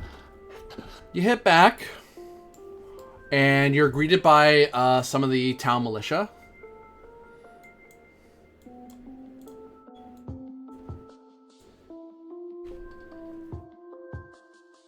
Who are you? Where are you coming from? Well, we just arrived at town day before yesterday. God, no, it was, yesterday. No. We were going in to investigate the red mist, but ran into some trouble. There's a waker out there, so we came back. Give me resolve talk. I'm gonna give you a free hit here. Or rather, they were gonna get 3 dice. I'm gonna shave off one because the 2 of them are asking questions. But your explanation is not like out there. It's not a weird. Yeah. Like, you know more than you're saying, but they may not clue in on that because Waker takes precedence. Like they might, even if you did something squirrely, you didn't bring. I'll try to assist with this if I can. The difficulty. I rolled nothing. This is diff 0. Okay. Resolve plus talk. Aha! Good thing it's. I made it. You can still assist, Acacia, and generate momentum, maybe. Okay. Man, I've just rolled terrible this game. Well, to be fair, this makes you have low stats and all, Yeah. but like, yeah. Life is difficult in Dreams and Machines, it seems. But lots of options. Lots of things you can try to do. Yeah, you give a very paper-thin explanation that if anyone was willing to probe at it or ask you pointed questions, like, you can feel it. You can feel if that there's a look to them of they want to ask more pointed question, but you're not lying about the Waker bit. Yeah. Because that's not something people lie about unless they're a thrall or they want to get beat up. Like, that's just, it's too dangerous in the world to ignore that. And you're only a day away. That's and very we got close. big lips on our chests. Yeah, so it's like, they wave you through, and they start heading straight to the Elder's house. Actually, no, one runs into the barracks. One runs into the barracks, and one runs over to the Elder's house. Assume they'll want to, do they want to chat with us, or? Yeah, well, they You can get find us. For momentum, I can help answer that. Sure. Yeah. You get the feeling that they're suspicious of you, but they don't care. Whatever it was you did out there, they don't care. Waker's more important. And you two know from your settlements that this requires automatically they're going to mobilize whatever warriors they have to go look. Like, they're going to start sending people out to go hunt this thing. Or at the very least, figure out where it is so they can see if it's a danger to the settlement. But yeah, you came off suspicious to them, but they don't care. So you could offer assistance, but they're politely not asking you to show up. Like, they get the feeling you may have been, you're not from here, so maybe you don't want to talk to the elders. Maybe you don't want to talk to the guard captain. But hey, they won't stop you if you follow them. They're doing you a courtesy because you gave them a Waker warning. Yeah, let's head off to the market. Yeah, even if you were raiders who are in the middle of doing something very bad, but you say, hey, by the way, there's a Waker, it's like, you know what? Forget it. We'll deal with that later. We have bigger fish to fry. Yeah, let's maybe find some lodgings or do some favors to get some lodgings and, yeah. So you two are heading to the market to get some lodging for a bit? Yeah. Yeah. See if we can get some work repairing stuff for people, and then we'll have to try and find out where Weaver is or where they've been sighted. Well, one thing at a time. Definitely want to buy some blast head arrowheads. So what's the first thing you want to do? Because there are 4 different tasks you all rattled off. For me, the first thing I want to do is buy some blast arrowheads so I'm not utterly useless if we happen to run into another waker. Okay, some blast. Wait, no. Yeah, blast heads. I was right. Was that blast heads? Yep. Okay. Rarity of 2. I have to see if they have them here. First off.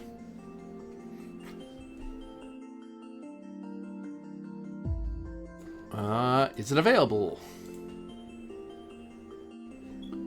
Uh-oh. It doesn't look like it.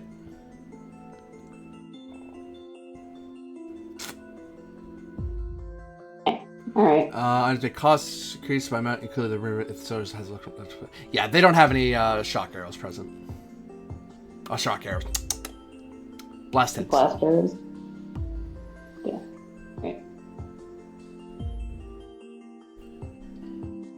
I did do a quick look around the market and it's like, yeah, there's a bunch of other arrows, but not the ones you're looking for. All right. What is the next thing Yeah. you do? Secure lodgings, either by trading repairs for something, or Acacia's willing to plop down a coin or two. I'm willing to plop down up to 2 coins, which is how many coins I can have.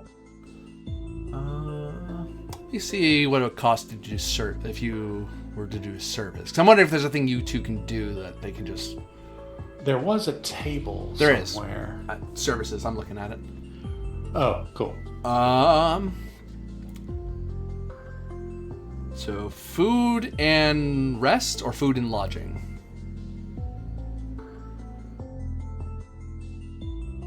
Are you staying? What's the difference? Food and rest, decent cooked meal, somewhere to stop and relax for a little while. Whereas food and lodging is you're staying the night. And a hearty breakfast. Food and lodging, because I want to spend enough time to where I can regain my supply points. Okay, so that would normally cost 3 coin. However, if you both work as a laborer for the day of some kind, you will get 4. So you could get some rest and a coin out of it. Sure, that's better pay than repairs until you get to tech level 4. Yeah. So you two want to take some labor here for a while for the day and just work? Yeah. Yeah. Well, what kind of work do you do? Like, what kind of labor do you do when you're hanging about in a settlement like this and just getting your pay for the day? There's no test here because I imagine you're going to do what your character is most likely good at. Right. Something related to your truths, like because you're this, you're very good at this task. As a gatherer, I'll go out into the immediate surroundings of the settlement and gather common herbs and such that locals like. Yeah. Especially since I'm a dreamer, I'm extra efficient at it. And actually, you know what I'll do? Because you're right, you're a dreamer gatherer, I'm going to say insight plus survival. Difficulty of, we'll call it difficulty 1. Succeed at cost is you get just paid normally, but if you get more, if you hit the number or better, you'll either get extra coin or you'll generate momentum. Or if you get more than that, you'll get extra coin and momentum. Alternatively, you can get supply points instead of coin, but you know. And don't worry about that. You're gonna refill your supply points just staying here for the night because you're spending at least a day working here, staying the night. I'm re-rolling both of those. 2 spirit. Okay, you're getting bed rest. Oh, damn it. Well, I'm gonna start just rolling d20s. Do not like me. Yeah, me neither today. so 1 coin. So after spending buying your lodgings and rest, you actually come up 1 coin up, or you can take 1 supply. Okay. It's up to you. They don't mind either. It's up to what you want. I will definitely take the coin. Okay. Sam Deepwoods, what are you doing? I said labor, but you're right. You could repair. You are a person who could repair most of the stuff this place has. Actually, Yeah, pretty I much mean, anything that's they really- have, you could probably repair. I take that back, because no one here has tech level 6. Yeah, that's probably my better bet, because between being an archivist and a tech, it's kind of what I do. I mean, I could also drive something, but I could drive the dump truck, but whatever. But yeah, I think that would be what I'd look for. Somebody needs at least like a tech level 3 repair. At tech I'll level take 3, 2 if I have to. But easily done. Tech level 3 is something they'd have around here. okay. Not in massive amounts, but there's going to be... You set up a little shop and just kind of go... You walk up to some guy and say, hey, I'll help repair stuff for you. It's like, great, I'll pay you 3 coins if you help me repair the random traveler's Tech 3 stuff. Yeah, cool. And you are an archivist, so this is pretty easy for you to do. So I will call this Insight plus Operate. Difficulty 1. Same deal as Acacia. You might get an extra coin out of it, or you might extra coin and momentum.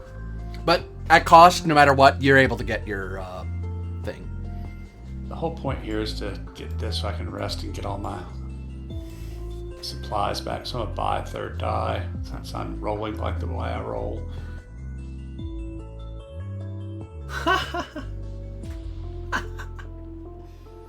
Yeah, I'm just gonna start rolling d20s because this roller does not like me. It's been a long time since throughout an entire game of. Well, I did get some. Yeah, huge crits, roll just not what I earlier. needed. So. So, Um, does that complicate? Just take it as threat if you would. Sure. So yeah, you not only you actually gain 2 coin. Yeah. Because you do a really good job. Like you're not only able to do the job that normally people do, but you're an archivist. This is your thing. Right. And Tech. when you're archivist tech, it's like, this is what I did back in my enclave, and I'm way better at this than anyone else here. Like, oh heck, okay, I'll pay you extra. Thanks for that was really helpful. And I have this here fancy toolkit. Yeah, like I come with my own toolkit and everything. Oh heck, yeah, I'll pay you extra. Thanks. So yeah, you would have gained more, but you'd have to pay for lodging. Yeah. That's fair. See, I know. You're able to get another bed rest in, which will give you another 6 spirit. I think it is 6. Yeah. Up to your max, yeah. And your supply will reset back to its default max because you've spent a day in one place in safety. Yay. Because not only are you getting paid, you're also like, Acacia went ranging around. It's like, well, I'll do my job and I'll get some extra stuff to refill my bag because I'm already out here. And Sam, same thing. Like, do you mind if I take this scrap? And it's like, sure. It's like extra supply. They're like, yeah, sure. Or some people will pay you in supply to do the job. You're like, I'll take it. You want it, boss? No, go ahead. I look, gestures around. I have enough. I'm good.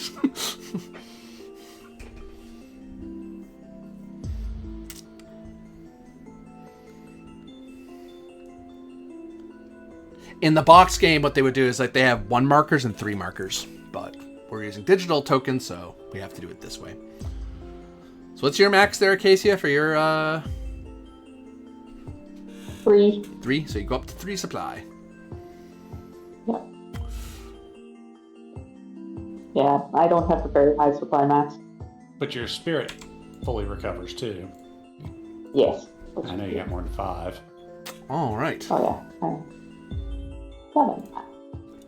So you find a place in safety and comfort with the strange nanograms attached to your necks, wondering about the people who fled into the woods, wondering about those guards who were killed by the Waker. Where is that Waker? Is it come to New Estoria and cause trouble? Or is it just wandering? That and many more questions will be answered in the next episode of Dreams and Machines, Dark Promises. For all of you watching out there, thank you very much for watching. For those of you playing, thank you very much for playing. And if you're wondering how their growth works, that will be handled off stream, because there are certain things I just don't reveal on stream. just for copyright issues for me, out of consideration. But we'll see you next time, everyone. Bye. Well, that went rather well, I think. All told, yeah. There's a lot of tripping over stuff. We were like, how does this work? But we're finding our shortcuts. We're learning how. Yeah, but that's 100% going to happen because this game does have a lot of just. Oh wait, no, that's completely different from every other D20 we've played. Hold on. I think that's kind of true of any 2D20 game. There's that initial, how the hell does anything work? And then once you start going through, you do all the stuff in the book. You're like, oh, that's how it works. Okay, and even then you're gonna screw up because God knows I've still screwed up. Star Trek Adventures or Dune. Oh yeah. And it's like, wait, that's how it works? Well, we know that now. Okay. And I'm glad you guys clued into the neck thing, like the itchy neck. I was like, they may never look into that. I'll mention it, but if you don't look into it, I'm not going to say anything else. That's all I'm going to tell you. Well, at first I was like, that's a little weird, but then I thought, maybe Corby's just choosing that instead of, the hairs on the back of your neck stand up or something. And then, finally when we woke up with itchy neck,